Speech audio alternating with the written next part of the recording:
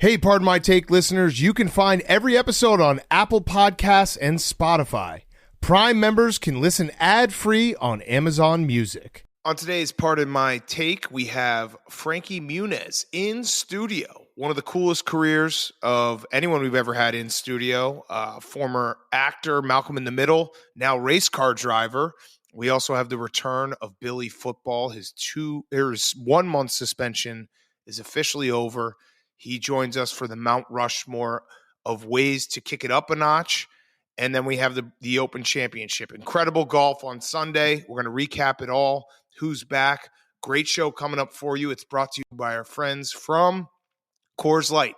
Summer is full of official events like weddings, graduations, and annual 4th of July barbecues. But everyone knows the best part of summer are the unofficial ones. This summer, Coors Light is the official beer of everything unofficial, celebrating those moments that truly make summer chill. PFT, what summer activities or unofficial moments would be enhanced with a Coors Light in your mind? Hanging out at the beach with the boys.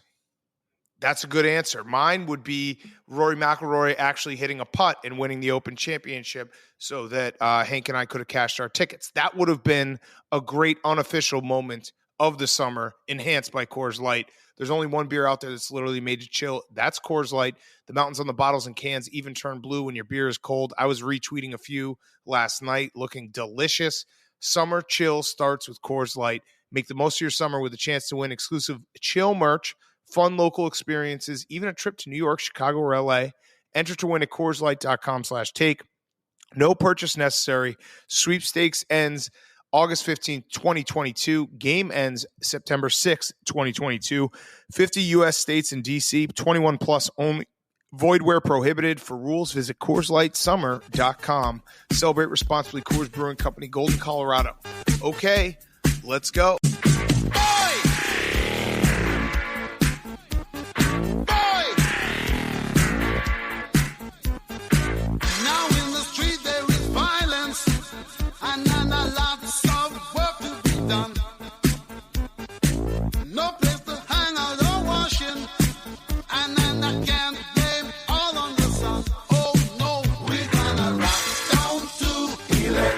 Avenue, and then we'll take it higher. Oh, we're gonna rock down to Electric. It's Pardon My Take, presented by Barstool Sports. Welcome to Pardon My Take, presented by Coors Light. Today is Monday, July 18th, and Cameron Smith is your Open Championship champion, the Aussie with the mullet and mustache. What a tournament. What a back nine. I'm trying to say nice things right now because I had Rory and everyone knows I had Rory. But what a tournament. What a back nine. There it is. It was incredible. Cam's the first Cameron to ever win anything, as far as I'm concerned. I can't think of another winner that's a Cameron. Instead of subjecting you guys to my terrible Australian accent, I decided to actually just reach out to Cam Smith directly. So here's a little quote from Cam Smith, exclusive to Pardon My Take on winning the Open Championship. Wow, thanks, mate. On behalf of my criminal ancestors who were kicked off this land hundreds of years ago, I'd like to humbly take this opportunity to tell the Queen of England to suck my dick. I hope her old ass sees this and has a heart attack. Me, PFT, and Delhi are gonna rent a Winnebago and travel the world slamming Coors Lights and searching for treasure. Aussie, Aussie, Aussie, thanks, Pardon My Take, love you guys and all the AWLs out there. Incredible. Wow. So well said. What a moment. I did, when he said that he wanted to figure out how many beers fit in the claret jug, I was watching that live being like, I just want to hear PFT repeat that back to us. How many beers fit inside this tremendous trophy right now? I reckon you could get a couple, maybe 13, 14 ice cold Coors Lights. Fantastic. Dude, he was insane. That was an insane back nine. What he shot a 30. He just, every putt was either in or like, you know, the course. Can we just talk about that course for a second? The fact that there are two, they're shared greens just broke my brain for the entire afternoon. Like even the announcers at some points, they're like, oh, well, he's shooting it here, but that you see that flag over there, that's the 13th hole or something. What the fuck is this? It's weird. And sometimes if you hit a shot like closer to the other hole, you end up better than if you hit a straight shot that comes up like a little bit short on a par 4 to the hole that you're supposed to be shooting at. It's a bizarre course. And it's crazy because watching on TV, you'll see a player hit a shot that'll like run onto the green and it looks great, but then the announcers are like, "Oh, he is in deep hell, that poor twat." And then every shot that looks like it's shit, the announcers are like, "Oh, poetic, heroic shot." Yeah. And it's like, wait, I do not understand links golf. I love having it once a year on TV, so it will do like what you said. It'll break your brain and it'll be interesting to watch. But yeah, it's tough. It's tough for us, even as dimpleheads as we are. It's tough for us to wrap our heads around this course. They would put shots like 30 feet away from the pin, and the announcer would be like, "That's a terrible spot. He's got 6 mounds that he has to go over." It's like, what the fuck? And then the green, like we said on Friday, I know it's not fact because it's obviously a historic golf course and very difficult. But the fact that some of these greens are like 100 yards long and everything is on there, like I want to play there because everything's on. I know that everything's not on because you can hit it and it could be like you have to chip from, you're on the green, but you have to still chip or you have to putt it like 200 feet. But still, everything is on. The whole course makes no sense. It was awesome to watch. Great fucking theater. And Rory, you broke my heart. I may never get over this one. I actually think it's a great equalizer of a course. I think that if guys like me and you played it against guys that are like, I don't know, Jake and Hank's level of golf, I think the scores would be closer together than they would at a normal golf course in the United States where you like have to hit the right fairway and have to hit like clean approach shots because it's crazy. On the 17th hole when Cam Smith hit his drive, and as we know from talking to Shane Bacon, he should have hit it onto the 18th tee box and then chipped it over, but he didn't. He hit it and he was putting on his second shot, and the announcers were like, "That is a terrible drive." And he was putting 2 on a par 4, and they're like, "Oh, he's fucked on this one." And then he hit a great putt to within 2 feet. At that point, it was kind of his tournament to lose. I do feel bad for Rory because it felt like this was Rory's moment. It felt like everything was setting up given his history at that course, and it's probably his last time being able to be like truly competitive at St. Andrews. No. At St. Andrews. No. He's 33. I mean, how often do they play there? It's like every 4 years or it's something. every right? 5 years. Yeah. Every 5 years. No, you're thinking Tiger. You're thinking Tiger. No, with Tiger's Rory, with Rory, he's going to be No. 38 and he's going to be slightly out of his prime. This was the last tournament. Yes, this was the last Open at St. Andrews for Rory in his prime.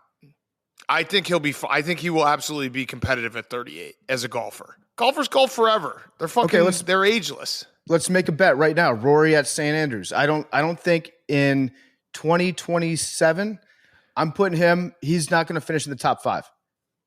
I mean, that top 5 is very competitive. Like, what is competitive though? Like he can fine, top 10. Okay, I mean, but 38 is not out of his. Like, he still will be very good in 5 years.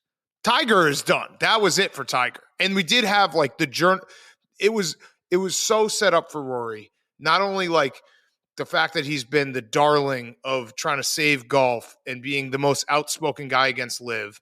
And then it's, at St. Andrews. I don't know if you guys saw the story. Journalists were just coming everywhere when this story was written. How Tiger, when he was walking up 18 for the last time, Rory was on 1 and he tipped his cap to him and Tiger saw, and they mentioned it after. Tiger was like, "Yeah, that was a great moment." Like that was a moment. If Rory had gone on to win the tournament, talk about passing the torch. Like that would have been a journalist's wet dream for Rory to win that tournament. And he couldn't hit a fucking putt. He couldn't hit a putt. All he had to do was hit a putt, and he couldn't hit a putt. And I'm not saying that I could hit those putts, but I could have hit those putts, and he couldn't. It's not just him like missing putts. Cam Smith just couldn't miss. He was locked in. I think he had 9 fewer putts. Or as Azinger said right after it was over, he's like, I think Azinger said like Cam Smith 19. had like 20 fewer putts than Rory did. It's like, wait, that's just impossible. There's no chance that stat is true. He misread the 1. There was the stat though that popped up that was like total yardage of made putts, and Cam Smith was at like 90. Or it might have been feet, whatever, feet probably. I'm thinking football. Football's back. It was like 90 feet, and Rory was at like 27, which just tells you everything. Cam Smith was making the 25-foot putts, and Rory was just 2-putting everything and having to get within 5 feet to then make it. And it just, you're right. Cam Smith, like, as much as you want to say it was a meltdown from Rory, it really wasn't. Like, he he definitely could have made some putts to keep him. He had the lead. He could have made some putts. Cam Smith just played out of his fucking mind. Rory didn't even finish second. Yeah, so that's what's crazy. On the 18th hole, Rory put his first shot, what was it, like 20 yards short, and he had to try to chip up and down and get it in to force a playoff. But because he went after the pin, he didn't make his putt after that because he was trying to sink his chip. And that fact alone cost him, like, I think $300,000. Yeah. Whereas if he had just like put it close on his second try instead of going for the win, I mean, obviously when you're Rory, you've made a lot of money already, so you're not thinking about that calculus of the $200,000. But the fact remains, like, second place was $1.5 million, third place was $933,000. It's actually, PFT, the way to properly say it now in golf terminology, Rory just was $300,000 closer to signing with the Live Tour because all that money missed. It means that someday he might go and golf in Saudi Arabia. What were you going to say, Hank? You had Rory as well, which I'm now back-to-back majors where I had the second place. Well, I guess he didn't finish second. The guy who felt like he was going to win it all, and it all fell apart. I also had I got to stop watching golf with my family because it's just like I had Paw Patrol on one TV, golf on the other, trying to sweat it out. It was just a disaster in my household again, as Rory couldn't put together a putt. But what were you going to say, Hank? I was going to say, Cam Smith obviously played out of his mind, but if you're Rory and you're leading the Open and in the back nine, you only have one birdie, Cam Smith has 6. If he just has 2 more birdies, he at least forces a playoff. Like, he didn't necessarily choke, but he didn't deserve to win. Like, he didn't play the back nine like a champion. Yeah. I like that, Hank. That's a great take. He didn't deserve to win. It should have been at least a playoff. Like, you go 1 for 9 birdies, and Cam Smith gets 6. Like, two more birdies from Rory, and we're in a playoff. Rory played too comfortably. He was up 3 shots, I think, at 10, and then he thought, okay, all I have to do is fairways and greens, like in Tin Cup, and he didn't count on Cam Smith just sinking anything within 50 feet. And they started doing the Rory package on the NBC, where they started playing the Rory clips from when he was hitting, golf balls into his mom's washing machine when he was 11 years old. They did the whole thing. They were like, this is his moment. This is his crowning achievement. What a moment for Rory. He's playing the best golf of his life, as heard first by Pardon My Take.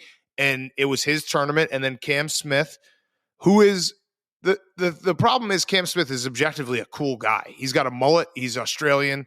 He looks like an average Joe, and he went out there and played his balls off. So, like, as much as I want to be mad about it, he was that phenomenal that, like, I had to sit back and be like, holy fuck, this guy cannot miss. Do you think that the fact that Rory is named Rory makes him more likable? Because I do think that that's a very sympathetic first name. Like, you can't hate a guy named Rory. Yeah, and the accent. I think accents always just soften everything. Like, the minute someone speaks and they have an accent, you're like, oh, that guy's cool. I want to hang out with him. Yeah, I do love everything about Cam Smith. His hair, his shitty mustache, his height, his Australian accent. Like, in my wildest dreams, I've been going as Cam Smith for Halloween every day of my life. He's a cool guy, and it was cool to see him win. I don't like Cam Young. If we're going to power rank our Cams, Cam Smith won, Cam Young distant second. Way to stay relevant, baseball. He's sponsored by Major League Baseball. I love that. It's crazy. I love that. It's crazy. I can't get enough of it. Yeah. And he, the Cams 1 and 2, I was like, I fucking hate all Camerons. And then someone pointed out, yeah, you do, because they just showed a picture of Duke's court. And I was like, yep, I didn't even put that into my thought. Like, I didn't even put that in my brain, but yes, I do hate all Camerons. So fuck all Camerons for the rest of my life and their life. What were you going to say, Hank? I also like how they give out a silver medal to the top amateur, but like no gold medal or bronze medal. Like, they just throw that in there. Oh, dude, that guy. Like, you just get the silver medal, but that would imply that there's like a gold or bronze, but it's just like, nope. That Italian who won the low amateur, I love saying amateur, and his Italian dad, he's Italian, and he was just crying, and he was just like fist pumping. He's just like, that's my son. And he was crying. It was such a great moment. It's like, yeah, dude, that is your son. Way to go. That's just fucking sports right there. I love it. That's the Borelli household right there for you. Yeah. Italian and tears. That's what they do.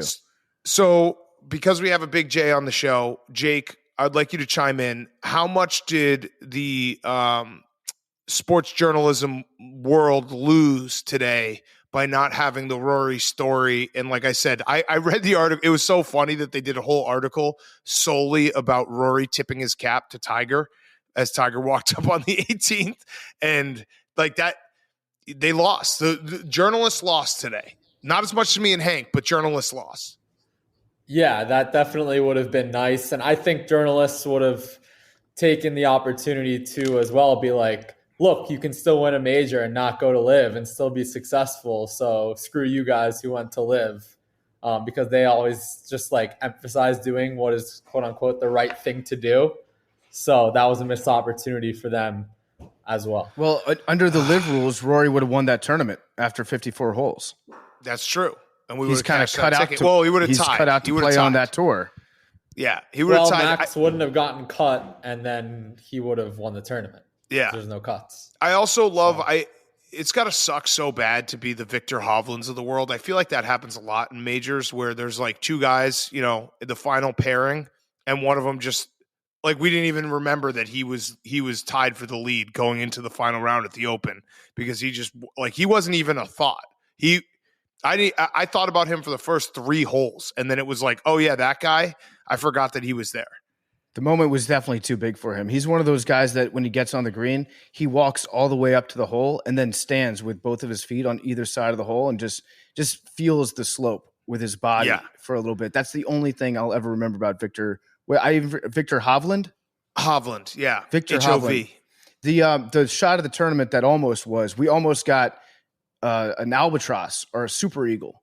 I don't know which one you want to call it. Double eagle? I like calling it a super eagle. There was a shot that just bounced off the pin and would have been a 2 on a par 5, that's the rarest shot in golf, and that would have stolen the show right there. Yeah, it would have. There was also a guy who just had an eagle I assume it was for presentation or something, but they showed a shot of the crowd right after Cam won, and he was just standing there with an eagle on his arm. I was like, that's pretty fucking cool. Like that's one of those ones that I assume that it's for the show, but also Scotland is just a totally different world where it might have just been like, bring your own eagle. Like if you have an eagle, you're allowed to bring it to the Open Championship. Yeah, it's an emotional support eagle. There was a bird show somewhere in the United States this weekend where they had a falconry exhibit, and this dude brought his falcon out to the middle, and there's a crowd of thousands watching him, and he sends his falcon up to start flying, and then he just waits, and he's like waving his hand up in the air. He's like, okay, the falcon's coming back, and he's second now. And the falcon just decided, like, peace out, fuck you guys, I'm gone, and just became a wild bird again in the middle of the show. It's so awesome. I love it. I love it. Free that falcon. And then one last shout out to the claret jug guy who that's got to be the most pressure of any job ever. He has to engrave the claret jug like in the 5 minutes between the tournament ending and them doing the award presentation. They showed him and he was just sitting there chiseling away. Do you think he's ever made a mistake? Because that's a lot of fucking pressure. For sure. I think the person that does the Stanley Cup names has that sort of pressure too. And they definitely have time. They make mistakes though. That guy's definitely made a mistake before. And it was cracking me up because the camera angle that they showed of the guy in his little hut, they like stationed him in a shack somewhere on the course. And he's just like hunched over a table and he's got the chiseling tool, but it looks like it's a straw going into his nose. And he just looked like he was just blowing lines backstage when the camera was on him. He might have needed to just to like focus on this one moment where like he has basically an entire 365 day or 364 days where he just can chill. And then one day the most pressure in the entire world on his shoulders. Yeah. And he has to spell a name that's never been spelled on a major trophy before. Cameron. Yeah. I would have fucked up like all day long. I was mixing up Cam Smith and Cam Young when I was talking to people and I was like, oh yeah, Cam Young is killing it right now. And then I have to remind myself, oh no, that's the bad Cam. That's the other Cam. That's the Cam that sucks. What were you going to say, Jake? Yeah, so good news for Rory, actually. Next year, the Open Championship is at Royal Liverpool, and that's where he won it in 2014. Okay, so that doesn't help us at all. I'm just saying for his sake. Yeah. He's going somewhere where he's won before. We'll pre-bet it. Jake is always good at giving like the silver linings that I just want to be like, shut the fuck up with that silver lining. Bookmark this. Next year's You're Open the king of it, Championship, Jake. There's been no there one before. There's no one who has a rosier outlook on life than you in like just the worst times when I'm just sitting, just stewing by myself, just like motherfucking everything. So I end up winning my bet today, but the way that I bet on golf sometimes is so stupid, where I bet on like 9 players before the tournament started. Then I bet on 2 more players after the first round. Then I forgot and I realized, oh yeah, none of my bets that I put in on Thursday are going to hit at all. So then I just loaded up on Cam and put like a little bit on Rory for today. I checked my account. I exactly broke back even on the entire tournament. That's bad. Good. But he was like plus 800 when I bet on him. That's how bad all my other bets were. That's a good tournament. And we also got robbed of the Max Slam, right? He didn't make the cut. That was sad. He got to watch Tiger go across the bridge, though, so good for him. I think that if you had asked Max truthfully, what would you rather have happen? You barely make the cut and you finish in like 40th place or whatever, or you get to play with Tiger on his last round at St. Andrews potentially and get to experience that moment. I think Max is such a softie and such an emotional guy. He's like, you know what? That's a memory that's worth more than any amount of money. And I kind of agree with him. Like, that is an all-time moment that he got to basically walk and stand right behind. Like, he put up a picture on his Instagram that was, Tiger going across the bridge, and he's standing right there. There's only him and Fitzpatrick are the only 2 guys that were that close and were like that in the moment. Do you blame yourself at all for Max's performance, thinking that maybe there's an outside chance that the entire time he was thinking about Tiger Woods fucking his wife? No. I think that I probably should have gone harder. I probably should have gone harder. I think I should have been way more graphic about it. Because he clearly was still like wrapped up in the Tiger lore. I should have really just made Tiger such a detestable person to him that he was so focused that he beat his brains in. Instead, he was like happy to be with Tiger. So I didn't do my job. So hand up. I didn't do my job. I didn't go hard enough on the idea that Tiger wanted to fuck. Tiger probably wanted to fuck your whole family, Max. Every single member of your family. So I should have said that before. Even your dogs. I think multiple dogs. So yeah, I should have said that. I should have gone really, really hard. That joke, by the way, I had a couple of people being like too far, and I actually can't tell if they're saying too far, like that's offensive to Max, or too far because they're such Tiger fans that they're like, that's not right to say that about Tiger. I think it's the latter. I think it's the Tiger fans. Honestly, I think people got upset and uncomfortable about it because it was too close to the truth. I think people got mad because you were just too close to the truth. I think you cut too close to the bone, and people were like, yeah, it's uncomfortable, but goddamn, it's probably true. Like, if, as they say, if you're taking flack, that means that you're over all the right targets, Big Cat. Yeah, it was essentially like what everyone's thinking, but no one wants to say out loud. I just said it out loud. The Tiger's just eyeing up all of Max's family and Fitzpatrick's family for that. And actually Fitzpatrick's adopted family in Boston, too. He wanted to fuck them all. That's just the Tiger way. Tiger would fuck each and every one of us if he had a half second of opportunity. If a hole presented itself to him, Tiger's swimming in it. Or if we were serving him pancakes at a Perkins. Mm-hmm. Especially that. Then it's on site. Yeah, Tiger, I guess that was sad watching him walk up. I assume that Tiger's going to keep playing all the majors. So I feel like he's going to at least get to do that walk like 6 more times. But that might be stupid. But if I were him, I would just keep playing all the majors. And people will still, like, think about it. Tiger's in that spot now where his legacy is completely cemented. He's the greatest of all time. He can show up to a major. Oh, you don't think so, Hank? You think it's still Jack Nicklaus? Who's got more majors? Well, I mean, who played in a more competitive era? How does that impact LeBron's legacy? It's not Nicklaus's fault. You can only play when you play. Okay, all right. So Tiger's the second best golfer of all time, according to Hank. Tiger fans, and go ahead. And the record books. He's at hen_ease on Twitter for any Tiger fans that want to go after him. What I was going to say, though, Tiger basically can show up to a major, and if he makes the cut, the story is about Tiger. Like, that's all he has to do. Everyone just be like, oh my God, Tiger's in. All he has to do is put one low round out there, and everyone's like, watch out for Tiger. That's a pretty cool spot to be in because, like, his reputation is so high that anytime he plays like decent golf, everyone's going to lose their fucking mind, and rightfully so. So his legacy is cemented, but is his brand cemented? That's the real question we should be asking ourselves. No, brand, he needs to that's go a to the big- live. He needs to go to the live tour. He needs to conquer the live for that to happen. Tiger Woods on the prowl in Saudi Arabia, he would be arrested very quickly.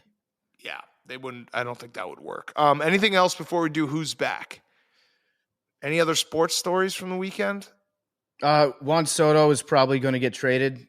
I've gone back and forth trying to figure out, like, am I in denial about this? Have I reached the bargaining stage of this? And right now I'm still in denial. I think that the Nationals are going to make one more offer.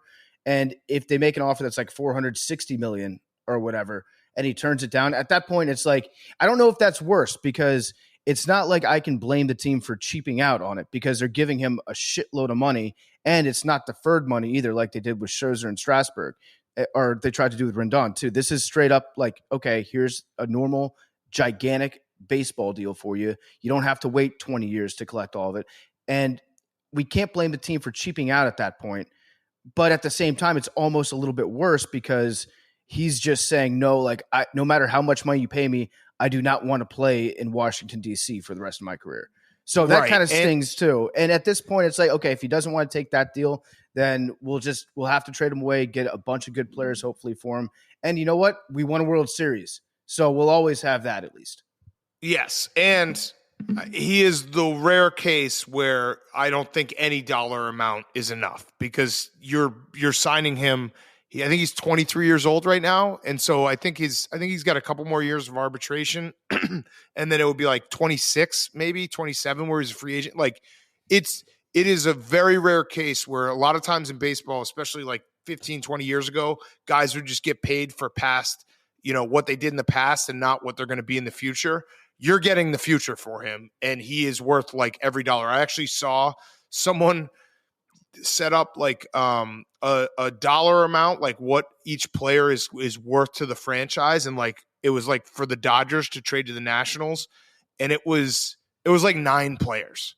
It was like 9 players would be worth what he can bring to the team. That's how fucking good he is. Yeah, he is worth every single penny. He's so fucking good. And I've just I guess I've reached the point where I'm like, okay, it's probably better if we trade him. I don't want to trade him. I want him to be a Nat for life. I want him to accept that deal and retire when he's 38 in DC. And I want to watch him play for my favorite team for the next like 14 years. That would be awesome. But the reality is, if he doesn't take this contract, then he just doesn't want to play in DC, and you have to get what you can for him. And as it stands right now, he would get 3 more postseasons with whatever team that we would trade him to before he reached free agency. So he's still worth a lot right now. He's worth a lot in terms of trade. So I hope he changes his mind. Juan, listen to me. Don't make me beg, Juan. I will beg if that's what it takes. But listen, if you're gonna go somewhere, please just get a gigantic haul and make the Nationals competitive again, because it stinks having a team that's this bad to root for. Yeah, but it is true. Like, you should be rooting for a trade, because he could basically revitalize the entire farm system with just one guy. That's how good he is. Right. You could basically set up your entire future with one guy. All right, let's do who's back of the week, and then we'll get to Frankie Muniz, and then we'll finish up with Mount Rushmore with Billy's return. Before we get to who's back, if you haven't heard of Whatnot, it is a live stream auction app where you can buy collectibles, comics, and really almost anything else. They bring businesses and people together through commerce, where sellers can host live streams and engaged connoisseurs like yourselves can bid in real time. With live streams happening 24/7, you never know what you'll discover. And now Barstool is Whatnot's newest seller. We'll be going live twice a week on Whatnot, running live shows and selling never-before-seen auction items and Whatnot exclusives. Download the Whatnot app and follow the Barstool Sports account at Barstool Sports, so you'll be the first to get notified when we go live. Use the link in the description to get $10 off your first purchase on Whatnot. This is going to be awesome. We're going to be auctioning off a bunch of different things. We have collectibles and items up the ass at Barstool Sports, so check out Whatnot right now. The Barstool is Whatnot's newest seller. We'll be going live twice a week on Whatnot. And like I said, running live shows and selling never-before-seen auction items and Whatnot exclusives. So use the link in the description. Get $10 off your first purchase on Whatnot. Do it right now. Download that Whatnot app and follow the Barstool Sports account, so you'll be the first to get notified when we go live. Okay, who's back of the week? Henry. My who's back of the week is extremely insensitive graphics. Oh, MLB on Fox yesterday. It was Yankees, Red Sox in the Bronx. And coming back from commercial, the MLB on Fox team had a nice graphics package that was a nice aerial view of the site where the Twin Towers were. It's now a memorial. There's two pools, where the buildings were. Yeah, pools where the buildings were.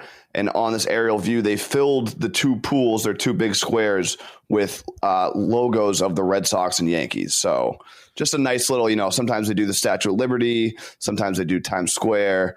MLB on Fox decided to go with the always fun and lighthearted 9/11 memorial. Yeah, you could have picked any other location, probably in the world, but definitely in the United States. Any other space of land, and they went with that one. It was shocking. Who thought that was going to be a good idea? Like, because I'm usually not, whenever Twitter and people get up in arms about something, I'm usually like, just chill out. Like, it's not the end of the world.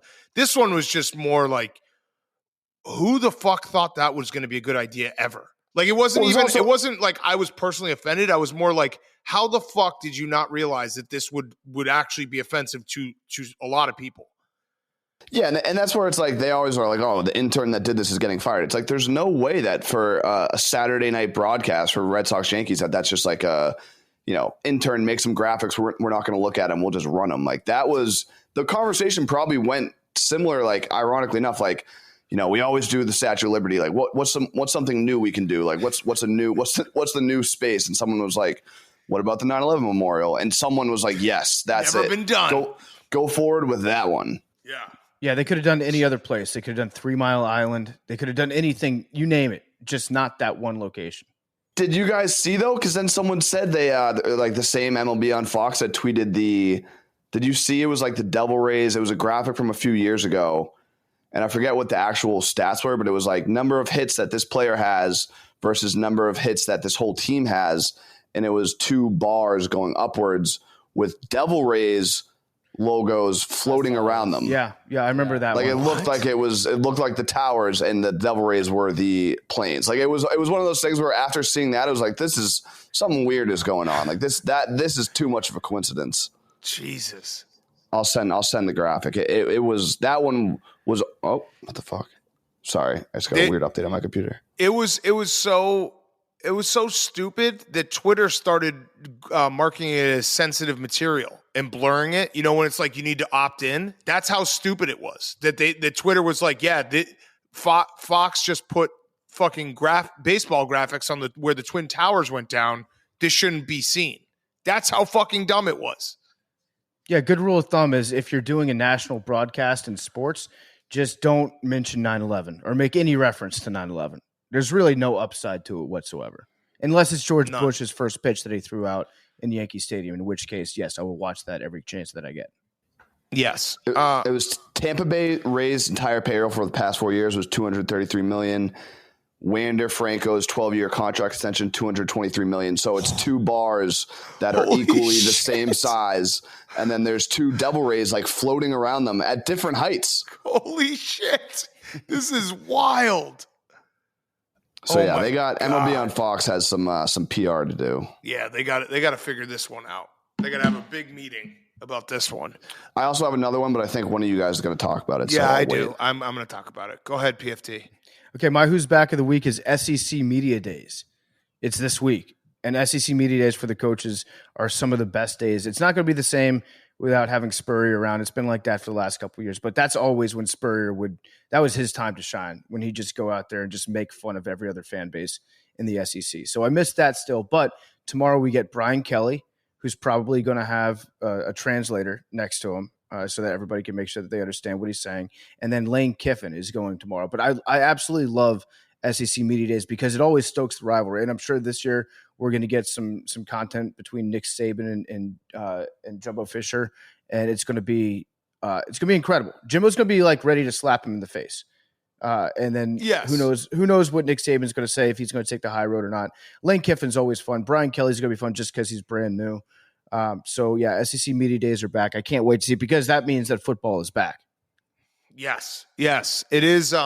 I'm sure Lane or Jimbo and Nick Saban are going to get like Greg Sankey's going to put them in a hotel suite and just be like, you guys don't say a fucking word. Both of you guys like are in the doghouse with me, because that's how the SEC always does this shit. That's why they've ascended to where they are, is Greg Sankey is like probably the best commissioner in any sport, in any like league, in anything. So we won't get the fireworks, but there will be the tension there that we want to see. There'll be the tension, and also just the coaches that are in the SEC. Every one of them, it's a must watch. Like Mike Leach on an open mic, that's appointment television right there. Yeah, he'll just go forever. All right, my who's back. I think this is what Hank was alluding to, is LeBron. He played in the Drew League. I actually tuned in. It was a dude holding his cell phone in like the back row, and they had it on the NBA app. I tuned in for a minute. LeBron cooked some guy and then missed a three, and I was like, I've seen enough. That's exactly what I want to see, because I know that I'm sure he had some like crazy highlights.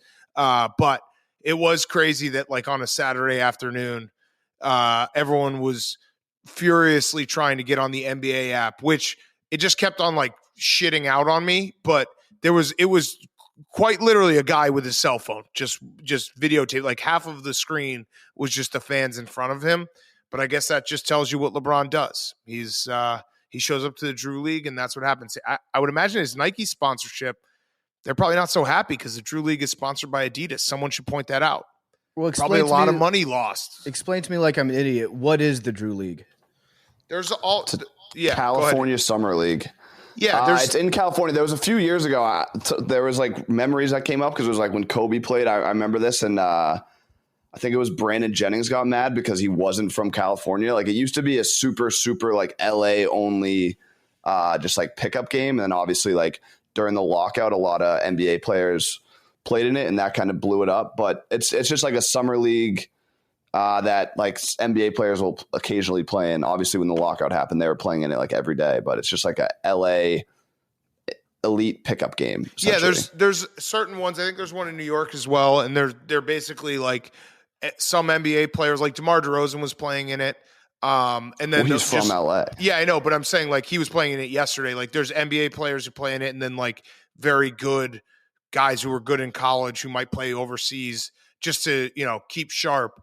And the Kobe one was awesome when he hit that game winner and like everyone just mobbed him.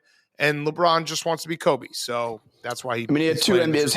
It was him and DeRozan. They won by 2. Like that's tough. It was DeRozan probably carried him, if we're being honest. Was Kyrie going to play? I saw that there was talk he would show up this year. Kyrie was so there was rumors that Kyrie was going to play because he was I think one of his former coaches is now an assistant coach for the Lakers, and he was at his summer camp, like doing drills and stuff. So that's why he played today. Yeah. I saw a couple of highlights. Play. That was just Kyrie just didn't show up, but yeah, he was supposed to play.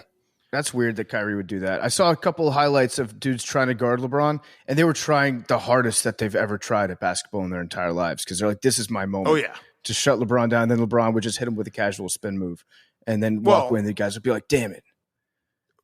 They should know, though, that if they ever do anything good against LeBron, it will just get erased from the internet, like that last time when he got dunked on at that camp. And then by a high schooler.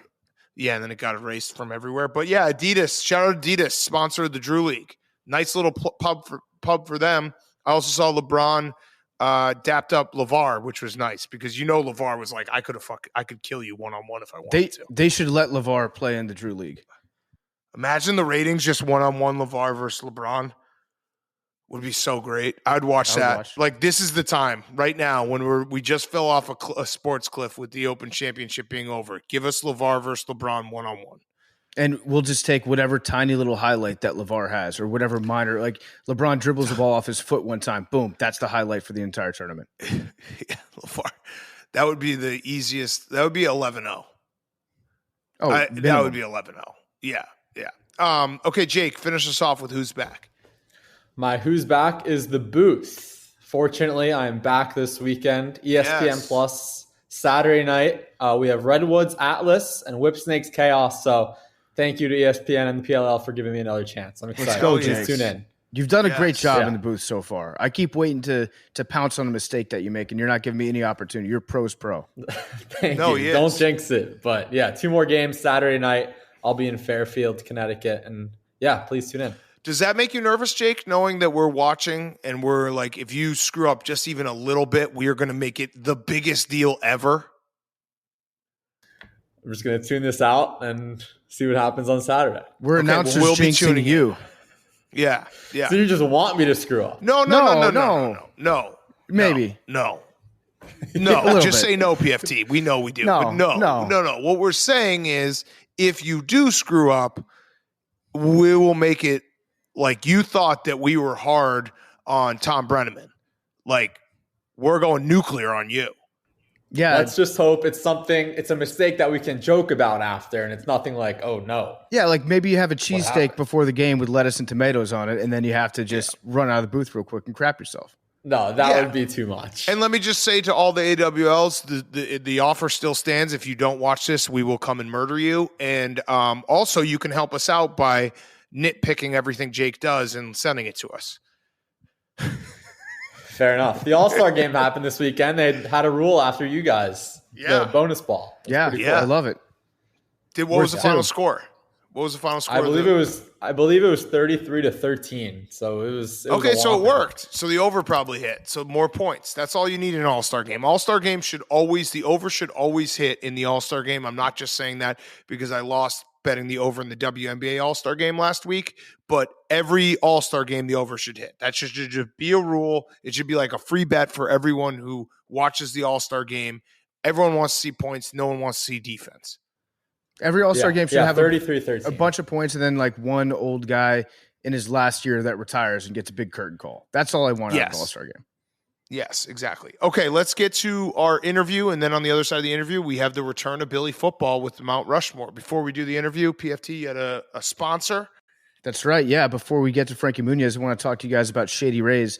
We love Shady Rays. Shady Rays sunglasses offer an industry-best combination of fit, style, and performance without the big brand price tag. Shady Rays offers the most insane protection program in all of eyewear. Every pair is backed by lost and broken replacements. So that means if you lose or if you break your pair, even on day one, they will send you a brand new pair. Wear with confidence. Wear it at the lake. Wear it at the beach. Listen, it's sunglasses season. And if you're anything like me, that means that it's sunglasses losing season, and you probably go through 4 or 5 pairs of summer. Guess what? With Shady Rays, if you lose them or if you break them, they're going to send you another one. If you don't love them, you can also exchange for a new pair, or you can return them for free within 30 days. There's no risk when you shop with Shady Rays. The team always has your back. I've actually really enjoyed the last few years since Shady Rays come on board. When we go out somewhere and we see the AWLs and they're rocking Shady Rays, I see them in the wild all the time. They're great sunglasses. Everybody likes them. And again, they do have that best in the industry warranty. They're lost and broken replacement guarantee. Exclusively for our listeners, they have the best deal of the year. Go to shadyrays.com/PMT50 for 50% off 2 or more pairs of polarized sunglasses. You heard me right. That's 50% off 2 or more pairs of polarized sunglasses. All you have to do is go to shadyrays.com/PMT50. And now here's Frankie Muniz. Okay, we now welcome on a very special guest.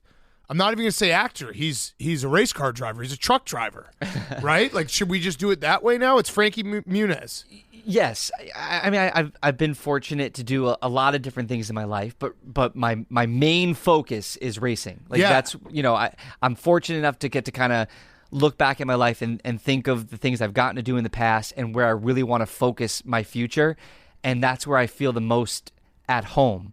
But there's also a weird element. We were just talking. I have a 15-month-old son, and I feel like most people when they have a kid slow down, and want to do less dangerous things. Yeah. Me, it was more I wanted him to be able to watch me going after, like grow up with me going after my dream. Right. You know what I mean? And the passion and the hard work and rather than me just sitting at home, or being some lame actor. I'm I gotta work for this. I want you to, I think you're not a lame actor, but is that so obviously, it's great to have you in here.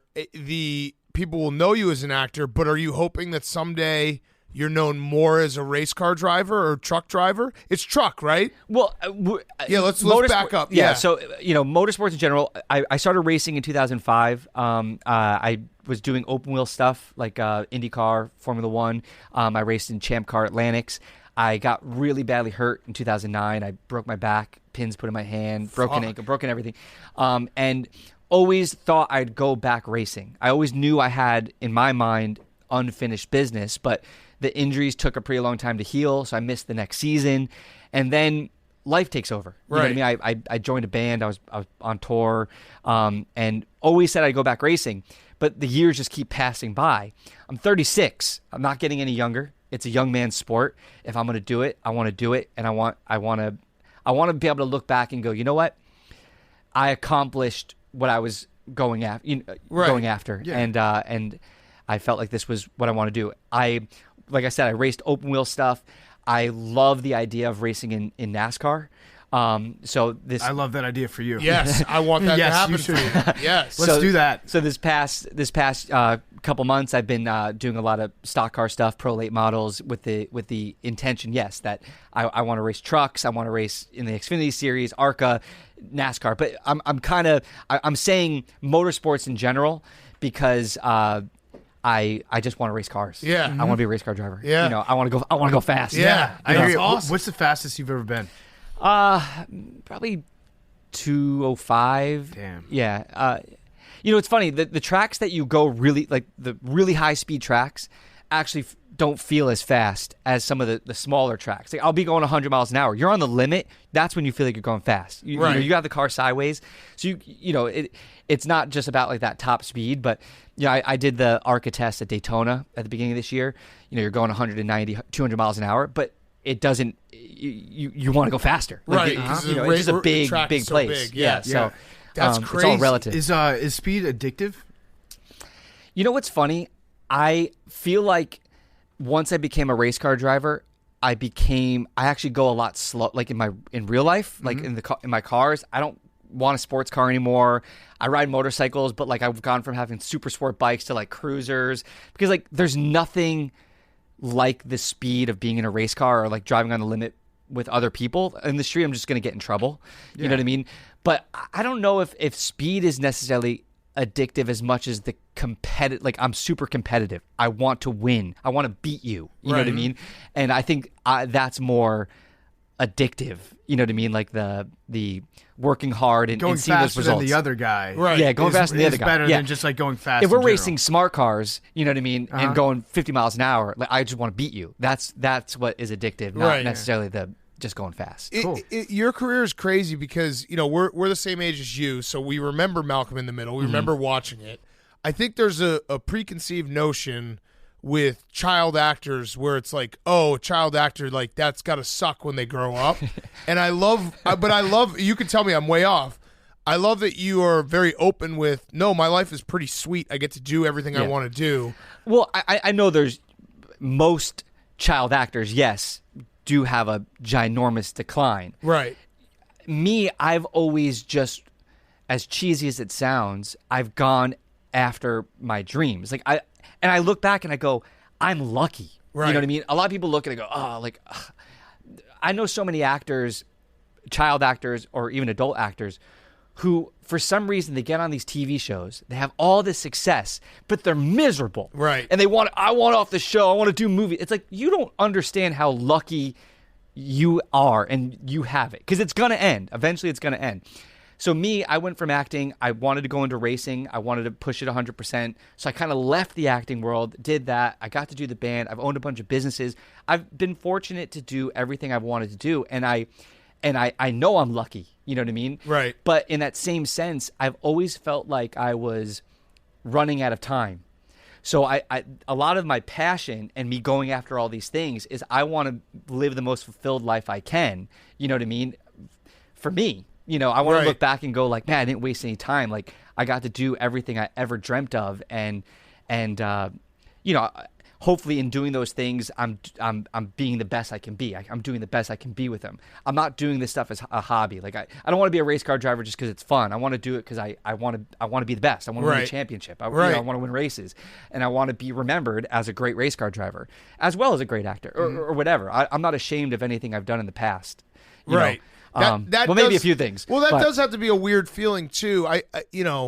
It's got to be bizarre to be able to watch back your acting and be like, that's when I was growing up and like my formative years, and it's all on display. It's not obvious, it's scripted, so it's not reality television, but still, like, to look back and be like, whoa, that's like, I can't imagine the mind fuck if any of us were able to look back and see like us grow up on screen.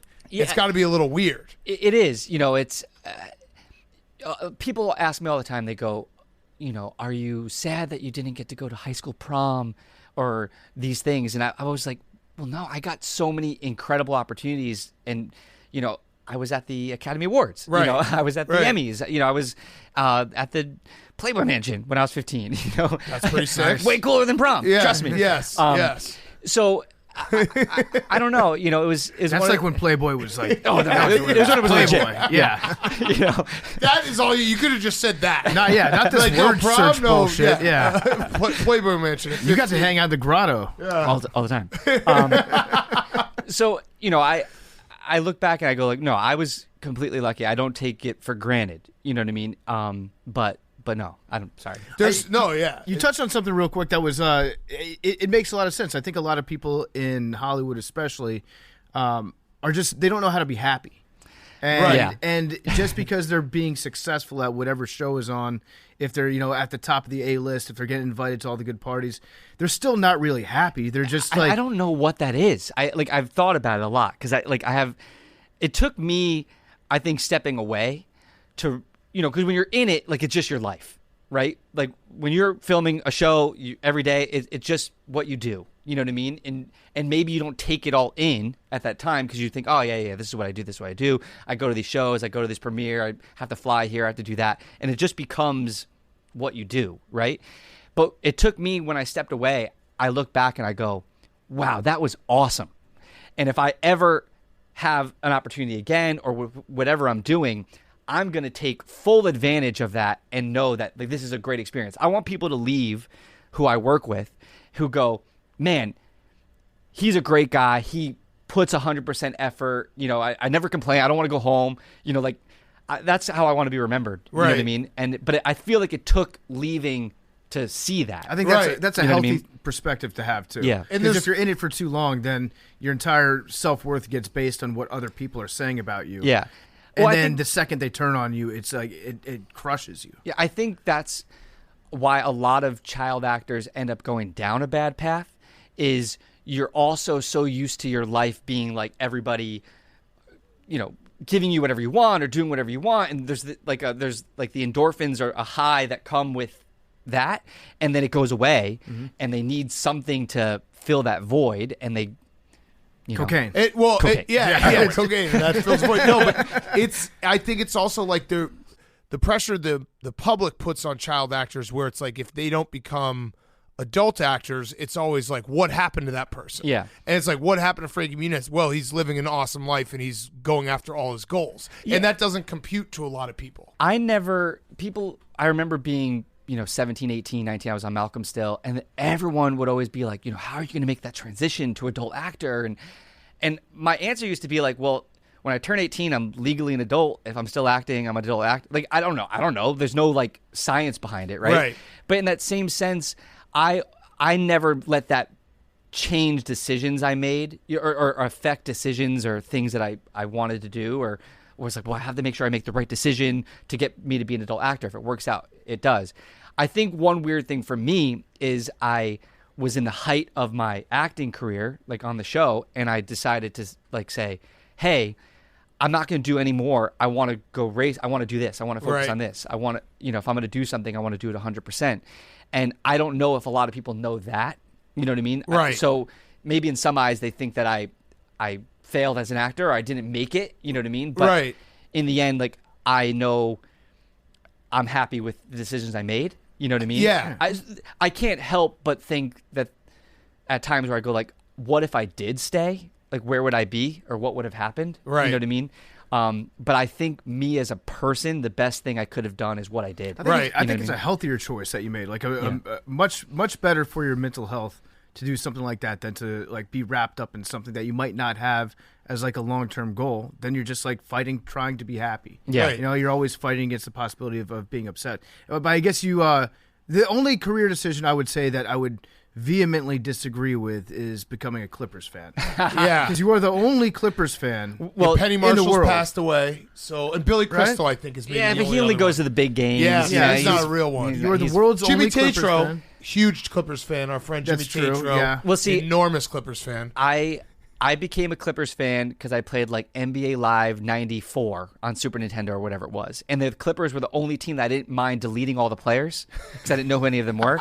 And it was like I put myself, my dad, and of course I was 99 everything. My cat was a player. You know what I mean? Like, so then I was like, well, I'm going to be a Clippers fan. Right? I grew up in New Jersey. Is that you really? know? That's really the story. How That's you grew up. amazing. That's awesome. And so I take it back. I'm glad you're a Clippers fan. So That then story. in 97 or whatever was like the first time I went to LA, like I went to a Clippers game at the sports arena and there was like 7 people there. And I don't know, I loved it. Like I loved, even though they didn't win often, I loved having a team that I supported and but I spent a lot of money going to games to be miserable. Yep. And that's one of the things I look back and I go like, wow, I literally paid money to be angry. Yeah. Every That's day. sports fandom, though. Yeah, like, that's there's only one winner every year. I'm a Washington Commanders fan. I get it. Okay, but you did yours by choice, though. That's the difference. Like I just kind of had to be because I grew up around it. You're like, you know what? Yeah, the Clippers. That seems love like a the good 2K, investment. though. If you of my saw time. that I have in storage bins of like everything that I could find, because you rarely could find Clippers stuff. Right. Like if you go, you go to sports stores, nobody had Clippers stuff because nobody bought it. But if I found it, I bought everything. I have every Clippers item I could ever find for like 20 years. So whose side did you take in the Chris Paul Blake Griffin saga? Answer carefully. I don't know. I mean, I don't know. One of them's a I don't friend wanna of be, ours. Well, both of them are friends of mine. Okay. But who's a No, you gotta better pick a guy? side. Who's a better guy? I don't know. Careful. See, I don't want to be put on a spy. Like I don't. Just be honest. Yeah. But be careful. So 1A, 1B. Be careful. I was a big Blake Griffin All fan. right, there we go. Good answer. Good choice. Good job, Frankie. I live in Phoenix now, though. You know what I mean. So like, I'm not necessarily a Suns fan, but I root for the city. Right. You know what I mean. Yeah. I want and obviously Chris Paul, Paul's done yeah. great with the Suns. Oh, has he? I guess. Well, Like seating wise. Yeah. Yeah. Really won anything of note. Yeah. Well, better than the Clippers. Yeah. Yeah. You got to be excited about this year, though, right? Like John Wall, this is the year, right? Kawhi maybe coming back. Maybe. I've said this is the year every year since 1994. Yeah. So I don't know. To be honest, I'm going to be 100% in front with you guys. I have not watched a basketball game in maybe 3 years. Oh, wow. So to be honest, I'm just being. Yeah, I don't yeah. know what happened because like it was literally my life. Like all I cared about was the Clippers and basketball. yeah. And I don't know. I just You were a Clippers fan. That's probably the answer. that probably. yeah, it's like, why don't I like this Well, they anymore? became like super trendy too. Like Yeah. they kind of became like cool. It's Yeah. not as cool to be a Clipper fan. when they traded away Blake Griffin. Yeah. You stopped watching basketball. That's loyalty right there. respect that. Yes. Yeah, that's I love it. that. That's it. 100%. Well, the other thing I was wondering, your Twitter is very funny. Is Because it? I think it's, just like, it'll pop up every now and then. You'll go viral. I do love the one time I have this, someone said, I don't even know if you remember this. Someone said, your acting is just awful. Sorry, but it is. And you replied, yeah, but being retired with $40 million at 19 has not been awful. Good luck moving out of your mom's house before you're 35. I just love that. Look, sometimes people, the internet is filled with hate. Yep. Right? And people sling mud because they can. Yep. And I never was. But every once in a while, you have to punch back. Yes. You got to So, slap some people I around was like, just to you let know them know. You know what? You're right. Yeah. Yes. My acting is awful. But you know what's not? So I don't know. Sometimes I just had to punch back. Well, is it objectively awful if you're getting paid for it? Somebody thinks it's good, right? Well, look, I've never claimed to be a good actor, right? I was an actor. Mm-hmm. I did what they told me to do. I said what they told me to say, and sometimes it worked and sometimes it didn't. You know what I mean? But Yeah. sure. Right. And the other one I wanted to read to you that's very funny is you said, when you look in the mirror and realize you'll never be as good looking as Zac Efron and you'll always be Frankie Muniz looking motherfucker. Imagine being Frankie Muniz. Yeah, I know where I stand. Right. I wasn't a heartthrob. I was not in a lot of teen beat magazines. I was a funny, awkward kid, and it worked for Malcolm in the Middle. Yes. I've got a couple more examples here. This one's a little darker. Maybe you can explain this one. I have about 4 dreams a week that I get shot in. Last night I could actually feel the burn of bullets as they entered my chest and heart. Do you still like constantly dream about getting shot? I do actually. I'm not like a dream person, right? Where like someone I'm sure can tell me that means something is haunting me in my life or whatever it may be. But honestly, like I have those dreams all the time and they're awful. It sounds terrible. Yeah. Like 4 times a week? Do you have any enemies? I'm sure. Yeah. I mean, that apparently. I would be afraid to fall asleep if I were you. Yeah. Yeah. Yeah, it's weird. I honestly like I wake up all the time with that like the feeling of just like, oh good, thank goodness I woke up. Yeah. You might just have sleep apnea. Maybe. That's I've always heard that like if you experience something painful in your sleep, you can just write it off as sleep apnea. You like go get a mask and then you stop dreaming about that weird stuff. Maybe. I really truly feel like I know what it feels like to be shot. That's crazy. I mean, don't shoot me. I don't want to like find you out. already know, test. Yeah. But like that's nuts. Yeah. What you also, I mean, your career has been fascinating. You're in the olive oil business. Yeah. Still? Not anymore. We sold the company. Okay, because I was gonna say, did you just do that so people could be like, he might be in the mafia? Because that's like that's all you hear, like olive oil business. What made you do that? To be honest, my wife, we were looking at businesses that she could have or do, and we randomly had gone to this olive oil company and they were like, it's for sale, and I was like, I'll buy it. Okay. Another one of those on a whim. Like I knew I loved business. I wanted to be involved. Like I love kind of the behind the scenes aspect of businesses, and it was something that she was passionate about, and we did it, and then it ended up becoming like a huge passion of mine. Like That's I crazy. loved everything about the business and olive oil and the benefits and the science behind it. And we sourced from 14 different countries. We got everything tested by a third party to make sure it was the highest rated olive oil, the freshest in the country, and we became one of the biggest olive oil companies in the U.S. And you sold it for a profit? Oh yeah, that's crazy. I mean, it's one of those things we look back at now. We go like, that was pretty cool, but like in it was way more work than you could imagine. Right. You know what I mean? Like it was definitely, it's not an easy business. Like right. It's very time consuming, and she had gotten pregnant. And a couple came up to us and they were like, we love your business. Like, would you ever want to sell it? And I said a stupid number, and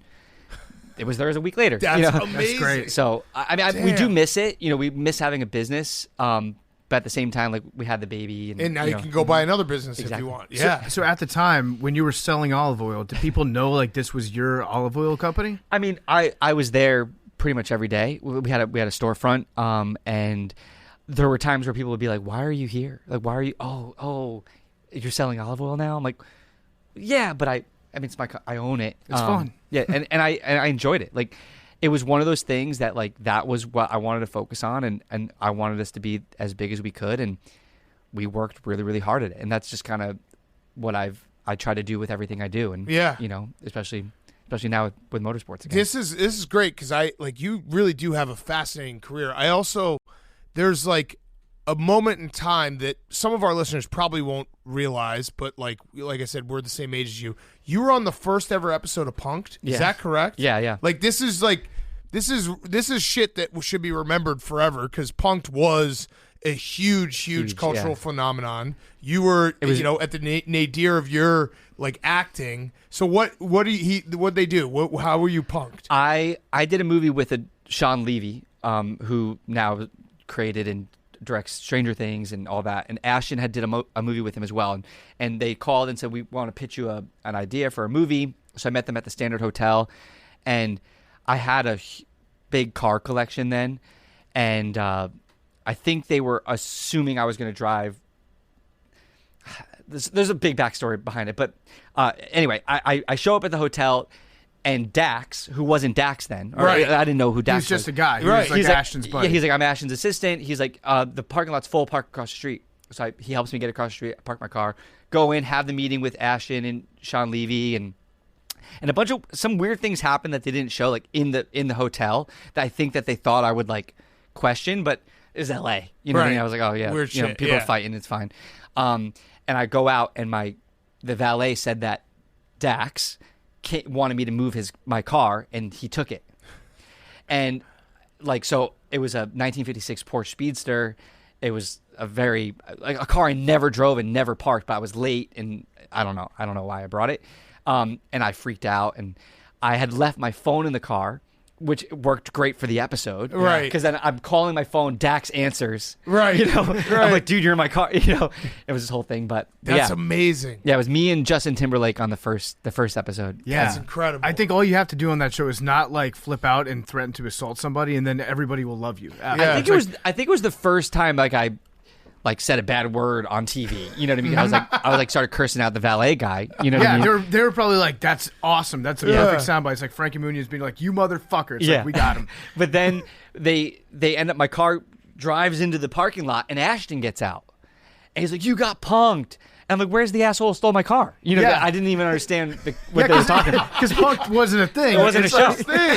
I'm like, how'd you find it? God. He's like, you'll understand what that means in 5 years. Yeah. Yeah. Wow. That's perfect. That's so funny. Yeah. That's cool. that was, again, that's something some people won't understand how big Punk became. Oh, no, that was, and how big you were and all of that coming together. That was a huge show. Yeah. That's you incredible. and Justin Timberlake, first Punk. I do have a couple Malcolm in the Middle questions. Okay. Just because, like Big Cat said, we did grow up watching it. Yeah. And you've probably heard this one a million times, but Bryan Cranston as the father on the show. Yep. A lot of people don't realize that when Breaking Bad finished, he included a spoof throwaway scene of I think it was a DVD box set being all of Breaking Bad was just a dream that I had on Malcolm in the Middle. Yeah. But working with him as an actor, there's clearly always been something incredible about the way he goes about his business, and being on that show, he really helped to make that show. Was he intimidating at all to work with, or how was that for you as a young actor working with somebody that was so great at their profession? You know how I said that I want people to work with me and have nothing but positive things to say? I learned that from Bryan. Honestly, the most amazing human alive. You know what I mean? He showed up to work 100% professional. He'd be off camera. Some people throw away their line. He did the same performance every time, and just the nicest guy. So as far as me, when we were on Malcolm, he was Bryan Cranston, but he wasn't, I think, the Bryan Cranston that Bryan Cranston is now. Right. You know what I mean? But I'm so happy for him, the success he's had since. I mean, Breaking Bad was insane, amazing. He's such a good actor. But I don't know. I wouldn't say intimidating, because he really became a father figure to me. Honestly, he's still, to this day, the show ended 16 years ago. He still calls all the time to check in. Bryan Cranston calls me. That's cool. You know what I mean? That's very cool. Because he cares. And I'll always remember that. You know what I mean? Yeah. I haven't talked to anyone else from the show. But, no, I'm kidding. Print that. I'm kidding. Fuck you, Dewey. They don't call me. No, that's awesome. Actually, that's the exact right answer that I wanted to hear. Yeah, because he's so cool. You have an impression of people. You never know what they're like until you Yeah. actually sit down and know them for a while. But he's always struck me as somebody that, everyone has positive things to say. Yeah. And working with him closely at that time must have been really interesting to see him because that's the role that I think took him from being a kind of mid name for TV actors, and it elevated him because on a show that was it was sitcom-y, but it was single camera. It was a little bit different, but it took him and elevated him to really the top tier of television actors, which just launched him into a different stratosphere. Yeah, what's funny is when we did the pilot, they didn't have him cast until the day we started filming. They couldn't find, and they're like, I guess it'll work. And then they were going to write that character kind of out of the show. Mm-hmm. But Bryan was so good. You know what I mean? I rewatched all the episodes, because I'd never seen them when they aired. I rewatched all the episodes with my wife a few years ago. And to me, Bryan made that show. His comedy and he was so good. Mm-hmm. But the first time we ever met him, we were literally on set ready to film the first scene. And it was the scene where our mom is shaving him at the kitchen table of the first episode, and he comes on set and he had a skin-toned Speedo on, and he's all covered in hair. He's like, hey, I'm Bryan, I'm gonna be your dad, and he's just the coolest guy, and so it's weird to think that if any actor on the show, on most shows, were if he didn't get cast, the show would have been completely different. Like, Yeah. maybe it wouldn't have been nearly as successful or not, and then you wouldn't have had, if you think the domino effect, there would have been no Breaking Bad, there would have been no, Better Call Saul. We're so lucky. Yeah. So you just watched the series all the way through a couple of years ago for the first time? Yeah. What was that like? It's funny because how do I put this? I could watch it as like a spectator, as a fan. Like I didn't see it as me, you know what I mean? And then also we did so many episodes, I actually didn't remember what happens in most of the episodes, so I could actually watch it. But it definitely changed my perspective of what the show was. Like the comedy even. When we were filming it or we were doing it, I imagined that the show was different than it actually ended up being. You know what I mean? And there were characters that when I was filming, I was like, this is stupid. That actually were my favorite, like ended up becoming some of my favorite moments when I rewatched the show. You know what I mean? But I enjoyed it. There's been a lot of, I don't know, speculation about like my memory. And a lot of it has to do with the fact that I feel like I did so much, like so many episodes, so many things, and you just kind of do it. You film. But I think the biggest thing for me is I don't distinguish. There's three things. Things that I dreamt, I go like, did that happen? Because I've had so many crazy dream-like things happen in reality. But then also like most of my life and most of my childhood, I was pretending to be someone else. You know what I mean? And like doing things that I had to do that weren't really me. So there's an element of like, you were Malcolm, right? Yeah, I also think if you're a performer, if you're doing, like, for example, we do this show, we've done it 3 days a week for the last 6 years.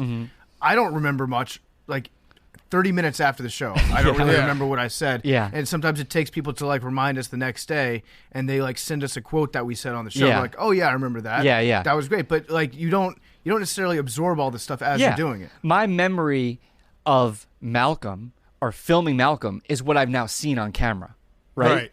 Because that's the last, like I see that. Or, my memory of most of my life comes from like seeing pictures. So I see it almost from the outside. I don't necessarily, I don't know what that is. If it was that you just do so much, or you talk so much, or you do so many shows that they all kind of come together. Yeah. Or you get used to kind of being in the moment and doing it, and then go on to the next part of your life. But yeah, I don't know. What did happen? I know you mentioned your health. Like there was a moment there where I remember reading it was like amnesia or something. You had concussions. Yeah, I've had 9 concussions, which is not great. You know what I mean? Are those all car crashes? No, a lot. I played football and basketball. I played every sport when I was growing up, and always fell and hit my head. I'm really close to the ground, so it's easy to hit my head on the ground. No, so there's that, and then I was, and this only recently figured out, wrongfully diagnosed with having TIAs, like mini strokes, like transient ischemic attacks. I was having these episodes where like I lose my vision, I couldn't recognize faces, couldn't talk, like all this kind of stuff, and it was happening pretty regularly. And I was told that I was having mini strokes or TIAs, which is a pretty big deal. Yeah, you know what I mean. Only to find out after doing, like, continuing to go, because they would do all these tests, and none of the things that should have shown up were showing up, but they were still kind of saying, yeah, it's this. Finally, I had a doctor really kind of look into it, and it ends up I was just having aura migraines. Which is still, like, sucks. Yeah. Like, it's still awful to have those episodes.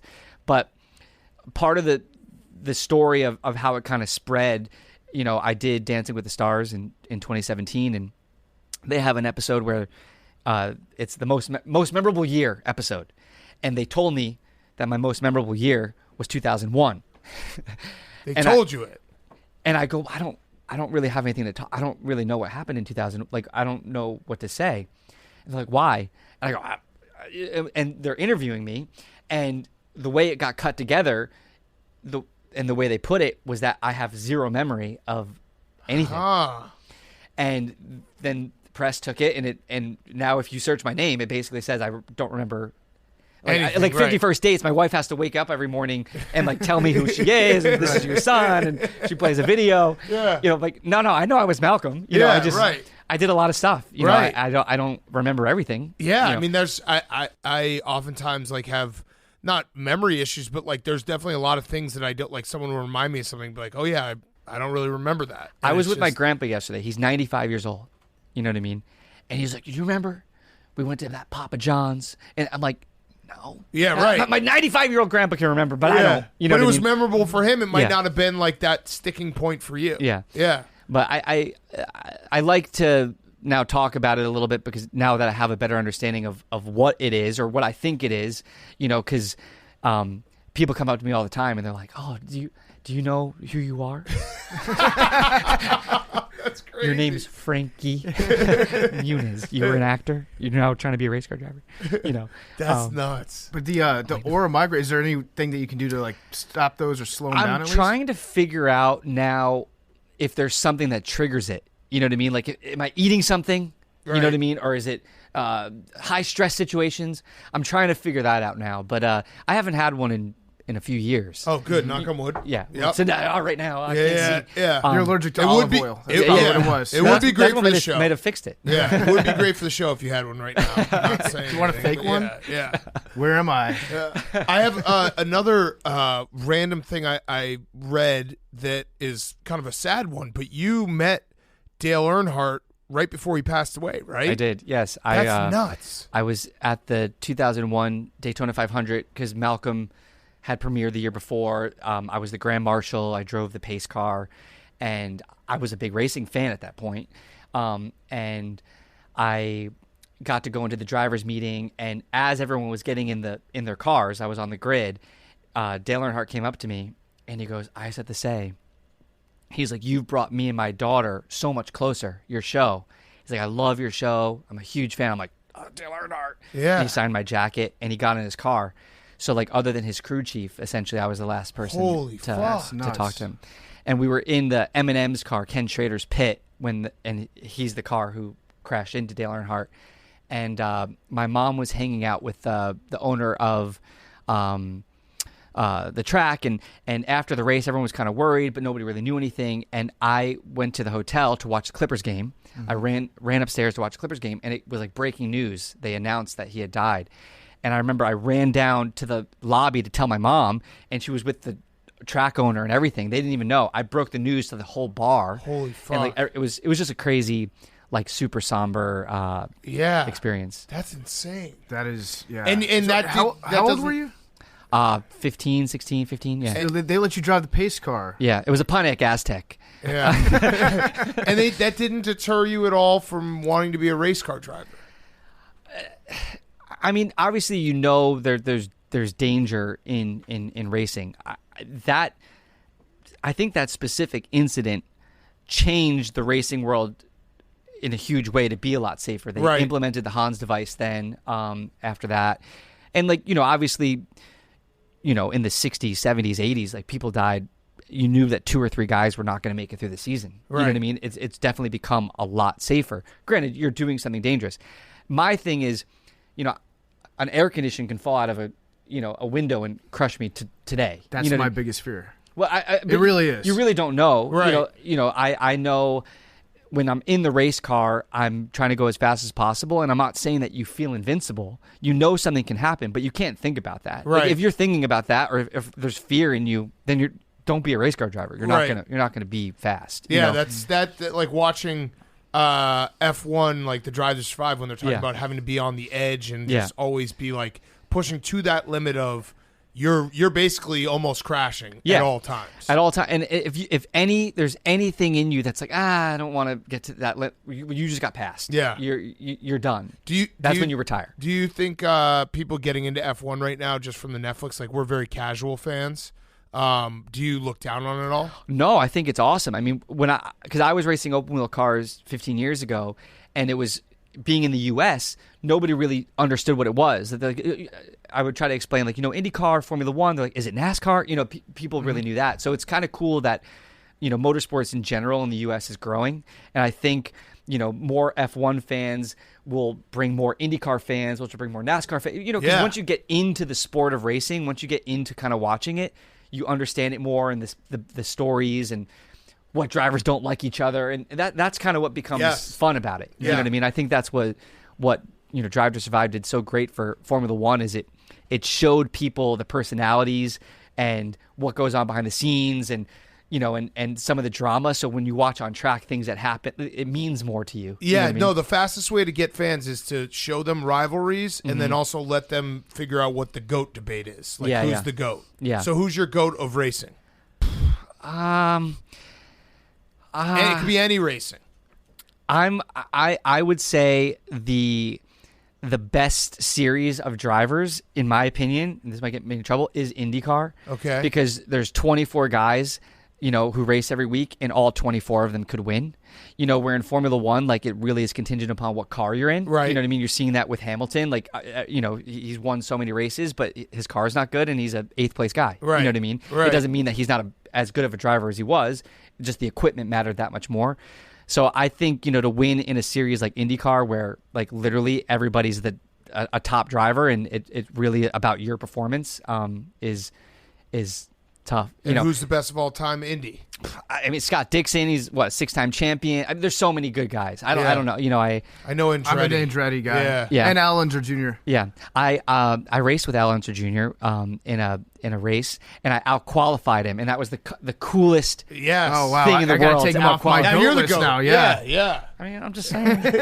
So what do we have to do to get you in NASCAR? How many steps away are you from competing? I mean, I've been racing, like I said, I've been doing stuff to prepare, because obviously racing NASCAR or racing stock cars, although it's racing and I've been a race car driver, it's like comparing Olympic diving and Olympic swimming. They both involve a pool, but they're very different. You know what I mean? Like the racing styles.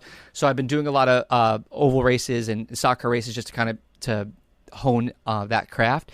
A lot of it has to do with sponsorship, obviously. You know what I mean? I got to raise a lot of it costs a lot of money to go racing, and so that's kind of what we're looking for, and we'll see where The billionaires out there. Elon Musk is a listener of the show, so Elon, if you want to sponsor Frankie, it's a small it's drop in the rounding market. error. Yeah. you're finding your couch cushions. Yeah. But I'm as a race car driver, I know that there's things that I need to do for companies and for things, and I'm willing to do all those things. You know what I mean? Like I want to be a race car driver. Like I said, I'm not doing it as a fluke or so whatever I've got to do to get in the car and win races. I'm ready. That's awesome. All right, so I had one last question. It's a Roback question.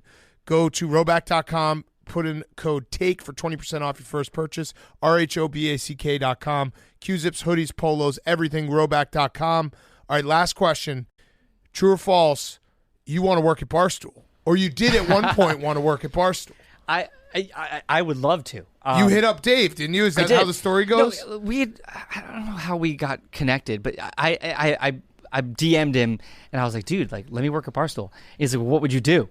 And I was like, I don't know. Drive the Barstool NASCAR, obviously. The fact there's a lot of people who've gotten jobs that way. Yeah. Well, the fact that Dave asked you, like, what would you do here, that shows, like, way more planning than most hires. Yeah. He was actually screening you harder than he screens anyone else. That was very tough. No, I don't know. Like, you guys seem like you have a lot of fun, and I don't know. I want to have fun. Yeah. I mean, you have a crazy, like, career history with everything you've tried.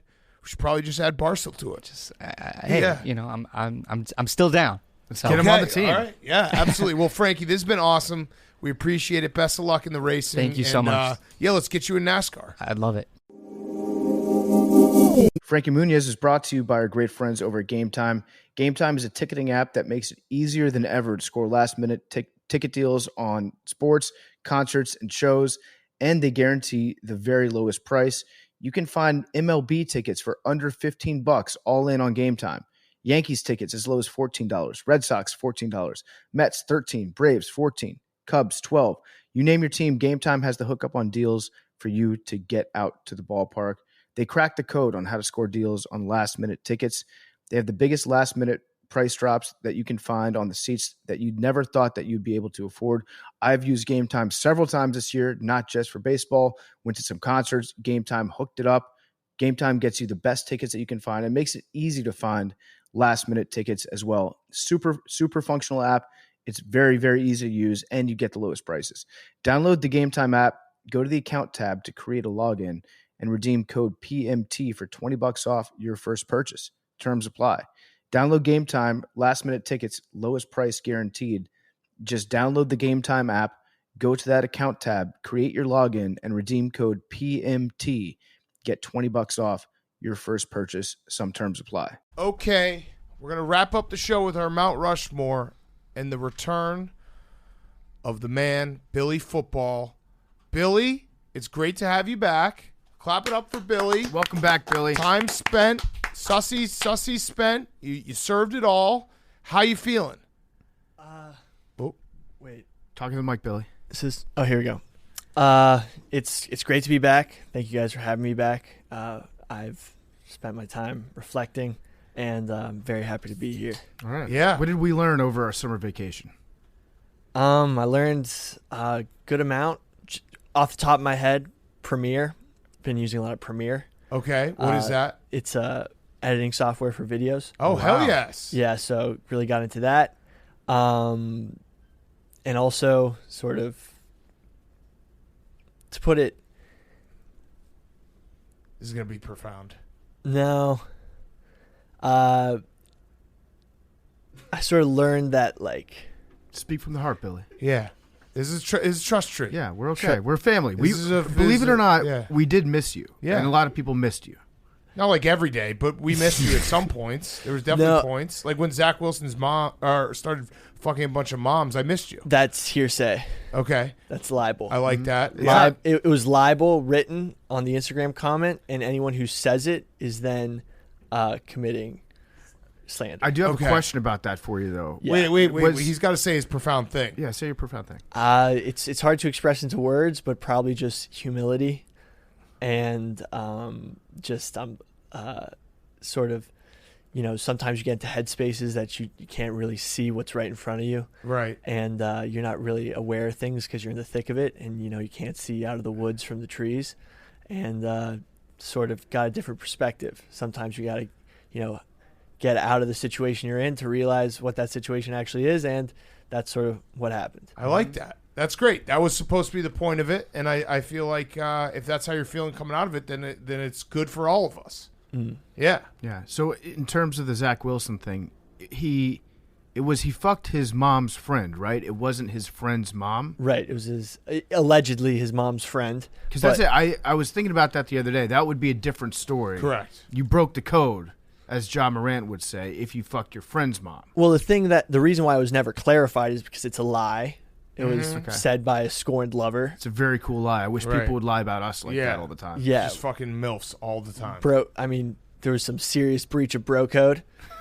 By who? By his former roommate and teammate who he threw tons of touchdowns to. Team Zach. Yeah. And he's a commander now. The other guy, I don't even know his name. He's a nobody. Dax Milne? Yeah, the only reason that guy's on the Commanders is because of Zach Wilson, and then he just goes That's and a fact. bangs his ex-girlfriend.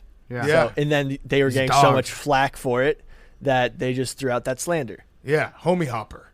Exactly. So, if it were true, what would be your take then?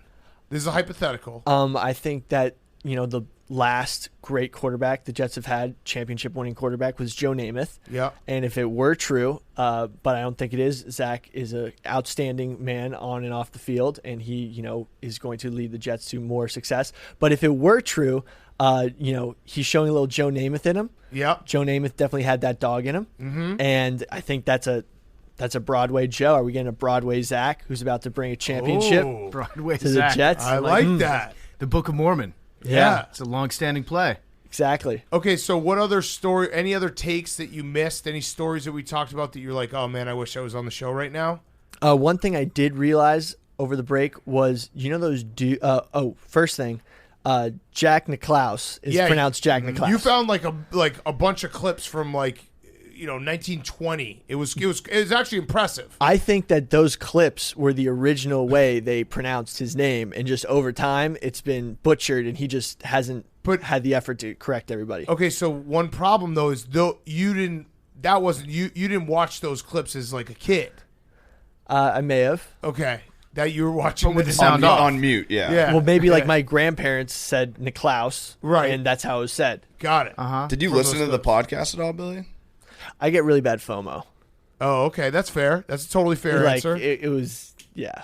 Yeah, it was actually a little sad when we were going out to play mini golf, and we were all driving out to the Hamptons to stay the night, and Billy had to take the cooler out of my car before we all hopped in the car, and we kind of caught eyes, and he was just like a sad puppy. But it was, it was part of the suspension. I know. And I kept up with it. I read through everything, kept the clips, but having to listen that whole time. Yeah, it's too painful. It's too close to the heart. It's just because then I start talking, trying to talk, and then I'm in a car by myself. You try to chime in.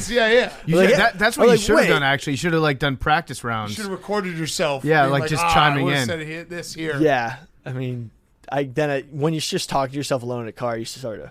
Yeah. Anyway, that's a fair answer. I actually think that's a totally fair answer to be like, I miss. It is. It sucks to not be around here. So now you're back. Yeah, but it was something that needed to happen. Needed to experience that, and it's good to be back. Welcome back. Okay, we're glad that you're back. We still got some big things coming this summer, so it's going to be fun. And we missed you for Mount Rushmore season, so I think it's been a great Mount Rushmore season so far. Now we get the pairing of Jake and Billy, which is really what we wanted when we came up with Team Mount Rushmore. Mm-hmm. And so it's going to be Jake and Billy versus Hank and Liam versus me and PFT, and a perfect one to come back for you guys to be combined as a team. PFT came up with the idea, we're going to do the Mount Rushmore of ways to kick things up. So ways to kick things up, Mount Rushmore. You guys should go first because you guys, you've been gone and you're back. Why don't you select the entire order, Billy? Yeah. Tell us which order we're going to go in. So we have to go first? Yeah.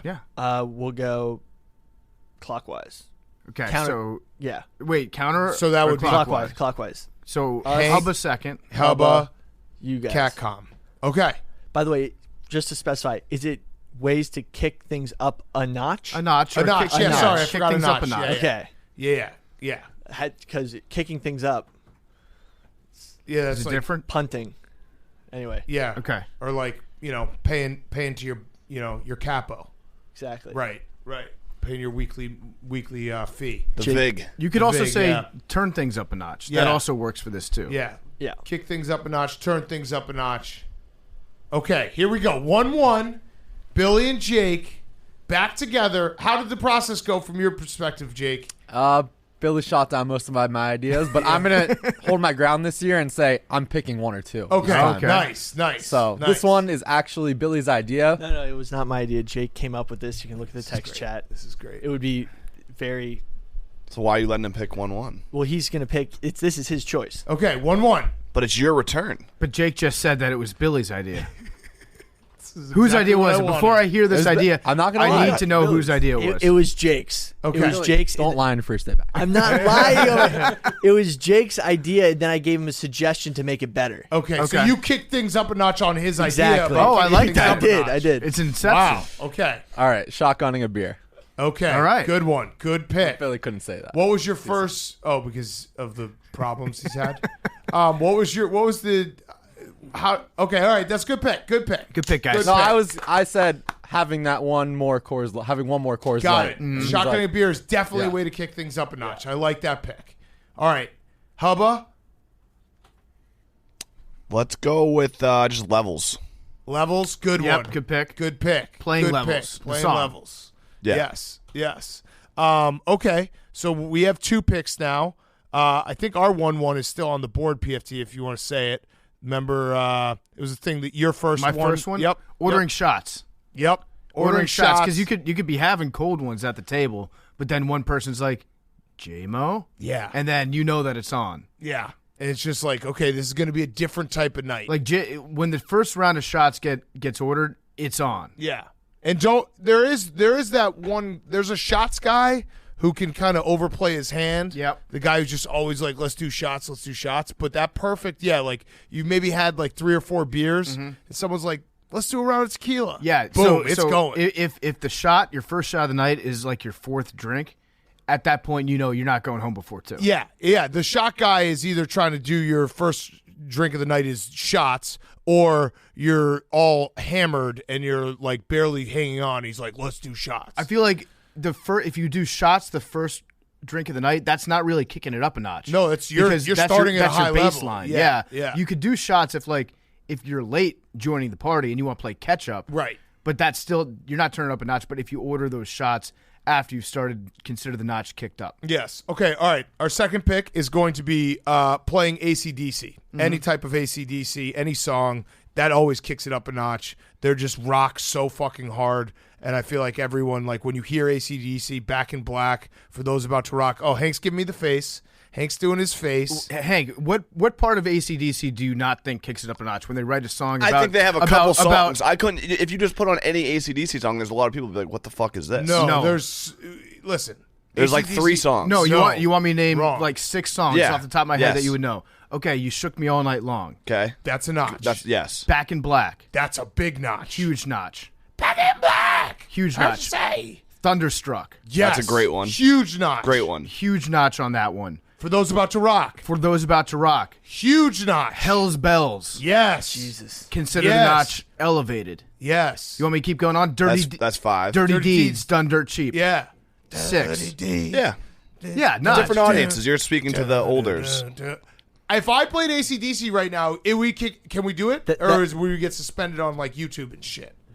Dude, the notch would go up. AC/DC's on every pregame youth sports playlist. Yes. The children. All right, great pick. Hank's trying to That's a great age pick. shame us. Money Talks, great song, notch kicked up. Yes. Who Made Who? It's a Kicked great up. pick. Highway to Hell. You didn't even say Oh my God, Highway Highway to to Hell. Hell. Jeez.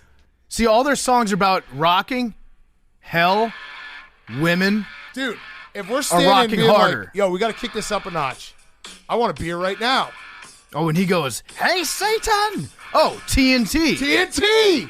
All right. It's like you're their right. whole I catalog was is wrong. turning it I up was a wrong. notch. I was wrong. Hand up. If I threw you a beer right now, you would chug it. I would. Asking nothing, let me be. I might just listen to AC/DC all day. I think they're the number one turn it up a notch band. Like they are the number one. If you play AC/DC, you just immediately are like, let's fucking go. I want to hit someone. I want to drink. I want to fucking do shit. I want to order shots after hearing that. Yeah. Good picks. Those are good picks. It's a notch accelerator is what it is. If you do any of these other activities while listening to AC/DC, the notch gets higher. Yeah, I appreciate you being Sourpuss Hank because you just made us prove our point. I wasn't being more. Sourpuss Hank at Like all. that catalog that we just rattled off is insane. I forgot about how many good songs I had. Yeah, so and many as notch a songs. man of honor and integrity, I'm admitting that. Okay. All right. Shout out to me. Shout out Hank. Our second pick, maybe you're at the casino, you're gambling, you've been there for a while, maybe things aren't going super good, or maybe you're just kind of like, middle of the pack, not having the best night, not having the worst night. You want to kick it up a notch, just put it all on black or red. Yep. That's good. That's a good Instant one. instant energy boost. It gets the juices flowing, gets everyone excited. If you win, then you're going to have a great night. And let's just leave it at that. Yeah. Yeah. That's a good one. That That's a actually good gave one. me a good idea for another one. Yeah, me too. You're welcome. Okay. Great. No, it's a great pick. That was a great pick. I should get your pick off of my pick. Okay. All right, Jake and Billy, back to you. 2 picks in a row. Letting the Bodies Hit the Floor. Ooh, Okay. Okay. I mean, this song has been ingrained in our culture for. I think there's just one NFL hits highlights on YouTube that had this song connected to it, and I think it was the most viewed. And I think every single male in America has watched it, close to. And then if you put that song on, it's electric. Yeah. The bodies are hitting the floor. Yep. And it's not even just the song, just letting the bodies hit the floor. You can also you can put a bad highlight reel to let the bodies hit the floor, and it becomes great. Exactly. I think I did that with Will Compton's playoff, like his highlight reel from 2 years ago when he was going down like as a gunner on kick return. Yeah. And he like made a couple tackles on it, but it was like largely a special teams reel. Yeah. But you add let the bodies hit the floor to it, and it's like, oh fuck, this guy, that's playoff Willie. He's about to fuck some shit up. If you put that on, I don't think anyone really actually plays it out loud. Like in a weight room, it plays because it gets you hyped. But if you play that just in a bar or something, I don't think anyone's getting out of there. Yeah. So. Good one. Good pick. All right, your third pick. I just want to listen to AC/DC right now. Yeah. Just kicking up When a this notch. happens in a football game, everything changes. A surprise onside kick. Oh, Yeah, that's good. Great pick. That's a great pick. Thank you. Shit. It's just whether it helps you or hurts you, you can always go back to that surprise onside kick, and that changed everything. Yeah, that does kick it up a notch for sure. So great pick. Thanks. We do this all the time here. Sunday nights, we need to kick it up a notch before football. Smelling salts. Yeah. Smelling salts kicks it up a notch for sure. It does. Okay. I miss the salts. Yeah, good pick. I got a bunch on Amazon Prime Day. Oh, nice. For this season. Thank you. All right, Big Cat, for our next one, I think I'm going to go with number 4 on my list. Yep. Okay. Yep. Adding cheese to it. Mm-hmm. Putting cheese on an order. Anything. Just like, let's throw some cheese on that. Yep. Yeah, I'll take cheese with that. Yeah. Absolutely. Yeah. You know what? Toss some cheese on that. Maybe some pepper jack. Might be cheese. Pepper jack really kicks it up a notch. Melt some cheese on it. Yes. Adding cheese. Billy took exception to that. I mean, if you eat something cheesy, you go to sleep right after. Great point, Billy. That's like it's a great point, Billy. That's like a night now ender. Happy Billy's back. It kicks your Well, meal yeah, up you a guys notch. shame me for any disagreement. It's like I thought the Mount Rushmore was embracing debate. No, it is. But No, I it get is. scared to. I don't shame you for disagreements. I shame you for going like this. I shame you After for every having pick. a bad You opinion. voice about your something. disagreement. People can't see your sourpuss face. You need to voice your disagreement. If you eat a chicken parm, you will fall asleep. Not Yeah, but that necessarily. might be more the bread and the breaded chicken, isn't I know, it? but the cheese It's the cheese. puts you down. But adding cheese to any dish kicks it up. I don't know. I'm not talking Cereal? about wait. Billy is conflating the kicking it up a notch with like wanting to stay up till 4 a.m. drinking beers. That's not necessarily the case. So in this case, you're kicking the entire meal up a notch by adding queso to it. The meal is what gets elevated.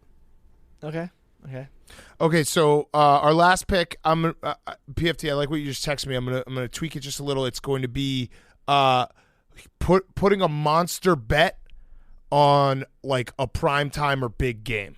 When you're like, all right, Sunday Night Football, let's go fucking all in here. Monday Night Football, or like there's a huge basketball game. Whenever you do that, it kicks it up a notch. Kicks the whole day up a notch, the whole life up a notch. Your game of the year just feels different. Game of the year is like... I'm like scared to say one word. Dude, I get excited. Just sometimes I'll just daydream about like, oh, I'm going to do a game of the year. Just that feeling, that rush you have where you're like, this is going to be awesome. We're going to watch this game. And we got like a real confident pick in this game. If you're feeling like half in, half out, like nonplussed about a primetime game, boom, just put Kick a it up monster a bet on notch. it. Yeah. Guess what? Yeah. Now it's the most responsibly. important game of all time. The boys are over. Let's all group bet together on a big fucking side. Boom. Kicking it up a notch. All right, your last pick, Hank. Our last pick. It's a group. It's a team effort. Good reminder. Thank you. Our last pick is going to be committing a crime. Oh, That's good. that does kick it up a notch. Yeah. It kicks it up a notch. It could be something minor, even just like, a light goes yellow, then red, but you're like, fuck it, I'm just going to speed right through anyway. It could be like, maybe the bartender's not giving you any looks. You reach over the bar or something. Oh. Anything, or it could be high level, like robbing a bank, robbing a gas station, whatever it may be. Yeah. Committing a crime kicks it up a notch 10 out of 10 times. You know what? My theory about bank robbers is I think you get away with robbing banks way more than we're told. Yeah. Because nobody would rob a bank. We only hear on the news about a bank robber getting caught. You never hear about the guys that rob banks that don't get caught. Because they don't want to be embarrassed. Yeah, I'm pretty sure, like, what is it, 60%? I think we might have looked it up a while ago. I think like 60% of bank robberies go unsolved. Yeah. It's Sundance actually, Kid. It's a great business GOAT. model. Yeah. Okay, good one. Thank you. That was our honorable mention. We have some good honorable mentions. Go ahead. This one's deep in the bag, but historically, when you really wanted to kick it up a notch, and like you had a bunch of dudes and you really wanted to motivate them and get them going, you burn the boats. Burning the boats. Burning the boats. Yep. Burn the boats. Many times in history, guys were like, "Oh, we want to go home. We want to not keep it going." And one dude was just like, "We're burning the fucking boats." Yeah, Put we're cash burning in the boats. ceiling. Yeah. Yeah. Cash the ceiling. Cash and Seal, we're coming back. Yeah. Yeah, burning the boats is good. When I was in Nashville a couple weeks ago, that was like our motto for the trip. We just kept saying, burn the boats. Like, didn't matter what we were doing. Yeah. It's just, if you say burn the boats, it gets the boys pumped up. Yes. Okay. All right. Honorable mentions. That was a good Mount Rushmore. Honorable mentions.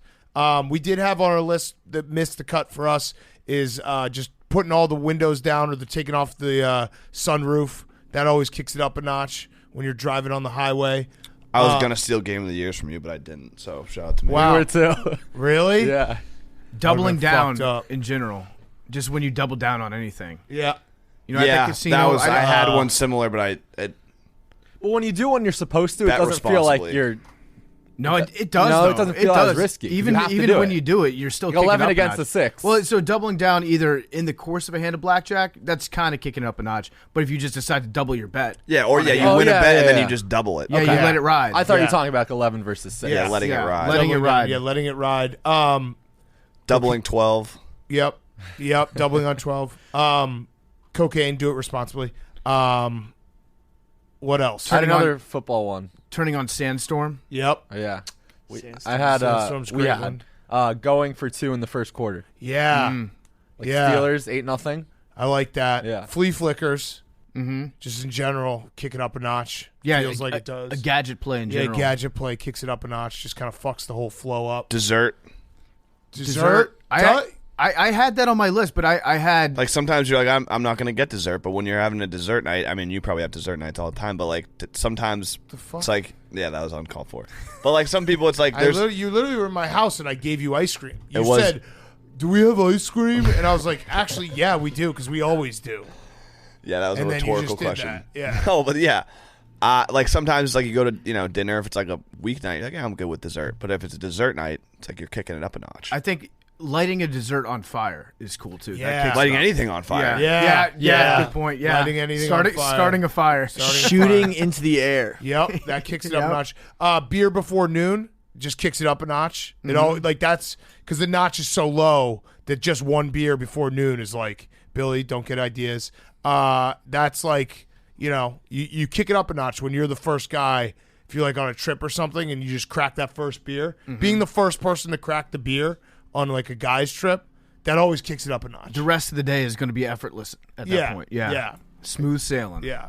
I had Steve Adazio videos. Yeah. Yep. Steve Adazio. Or I think Billy would agree. Waka is like Waka. Waka Flocka. Yep. It's very That's good. good. Turning on Gremlin mode. Yeah. Yeah. What else? You guys probably don't know that song yet. It's a kind of underground. Been listening Hot to it a lot. sauce. Hot sauce in general. Yeah.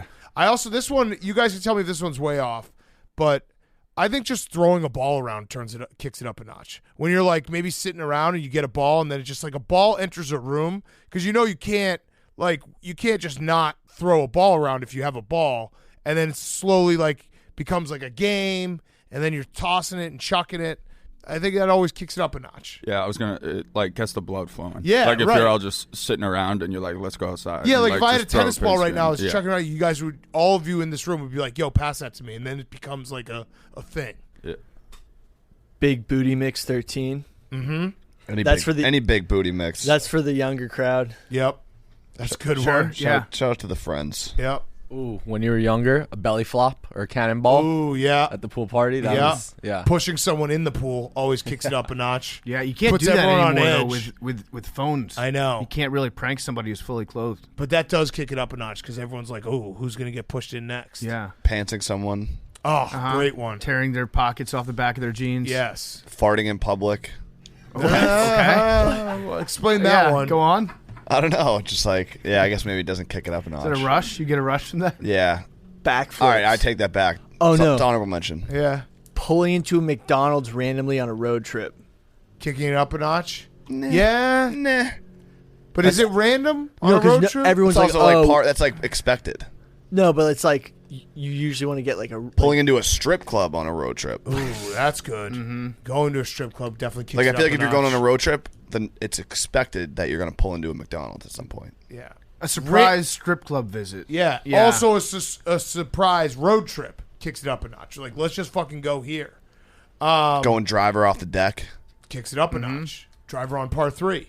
Kicks it up a notch. dry scooping pre-workout Kicks it up a Yeah. notch. Sniffing pre-workout. Sniffing glue. responsibly. Yeah. What else? What else? Eating a cheesesteak before a podcast. I think that turns it down, right? Because Or then you just- have to. Yeah.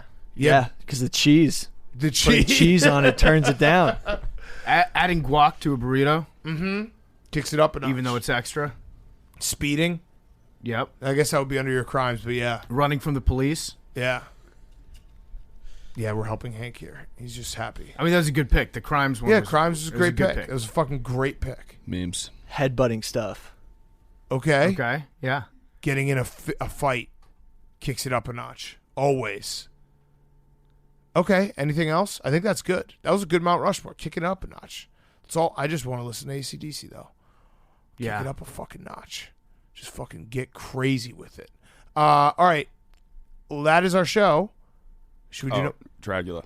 Dragula, yeah. Oh, what about putting on Morbin? Dragula? That's a huge miss. Morbin? Morbin? Yep. It's Morbin time. If you get up and you're like, I'm gonna Morbin today. Mhm. I'm always definitely Morbin. kicking it up a notch. Morbin always feels. Oh, Morbin Freeman. Ordering pancakes for table does kick it up a notch. It does, because it does just like, hey, we're going in.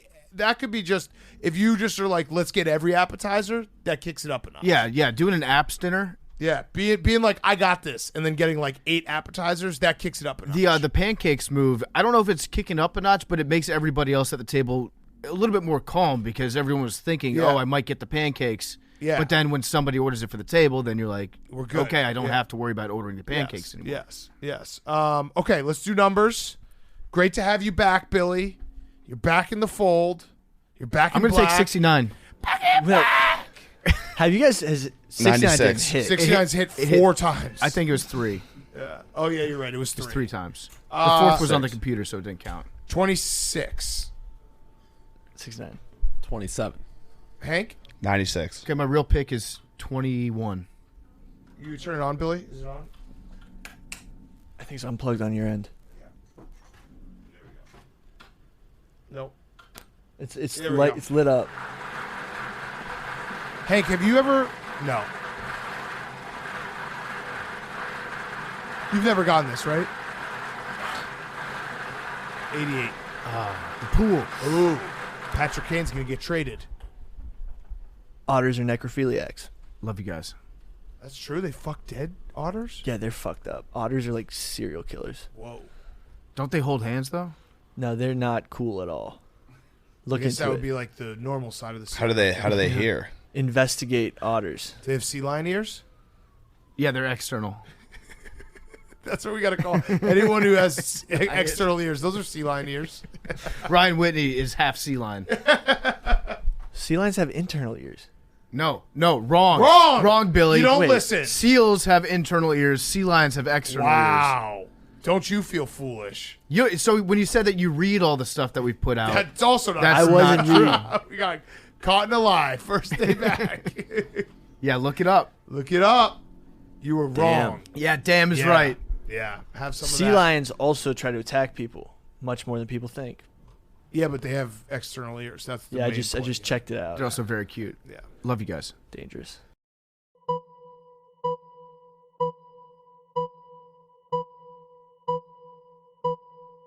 Talking away, oh, I don't know what I'm to say, I'll say it anyway.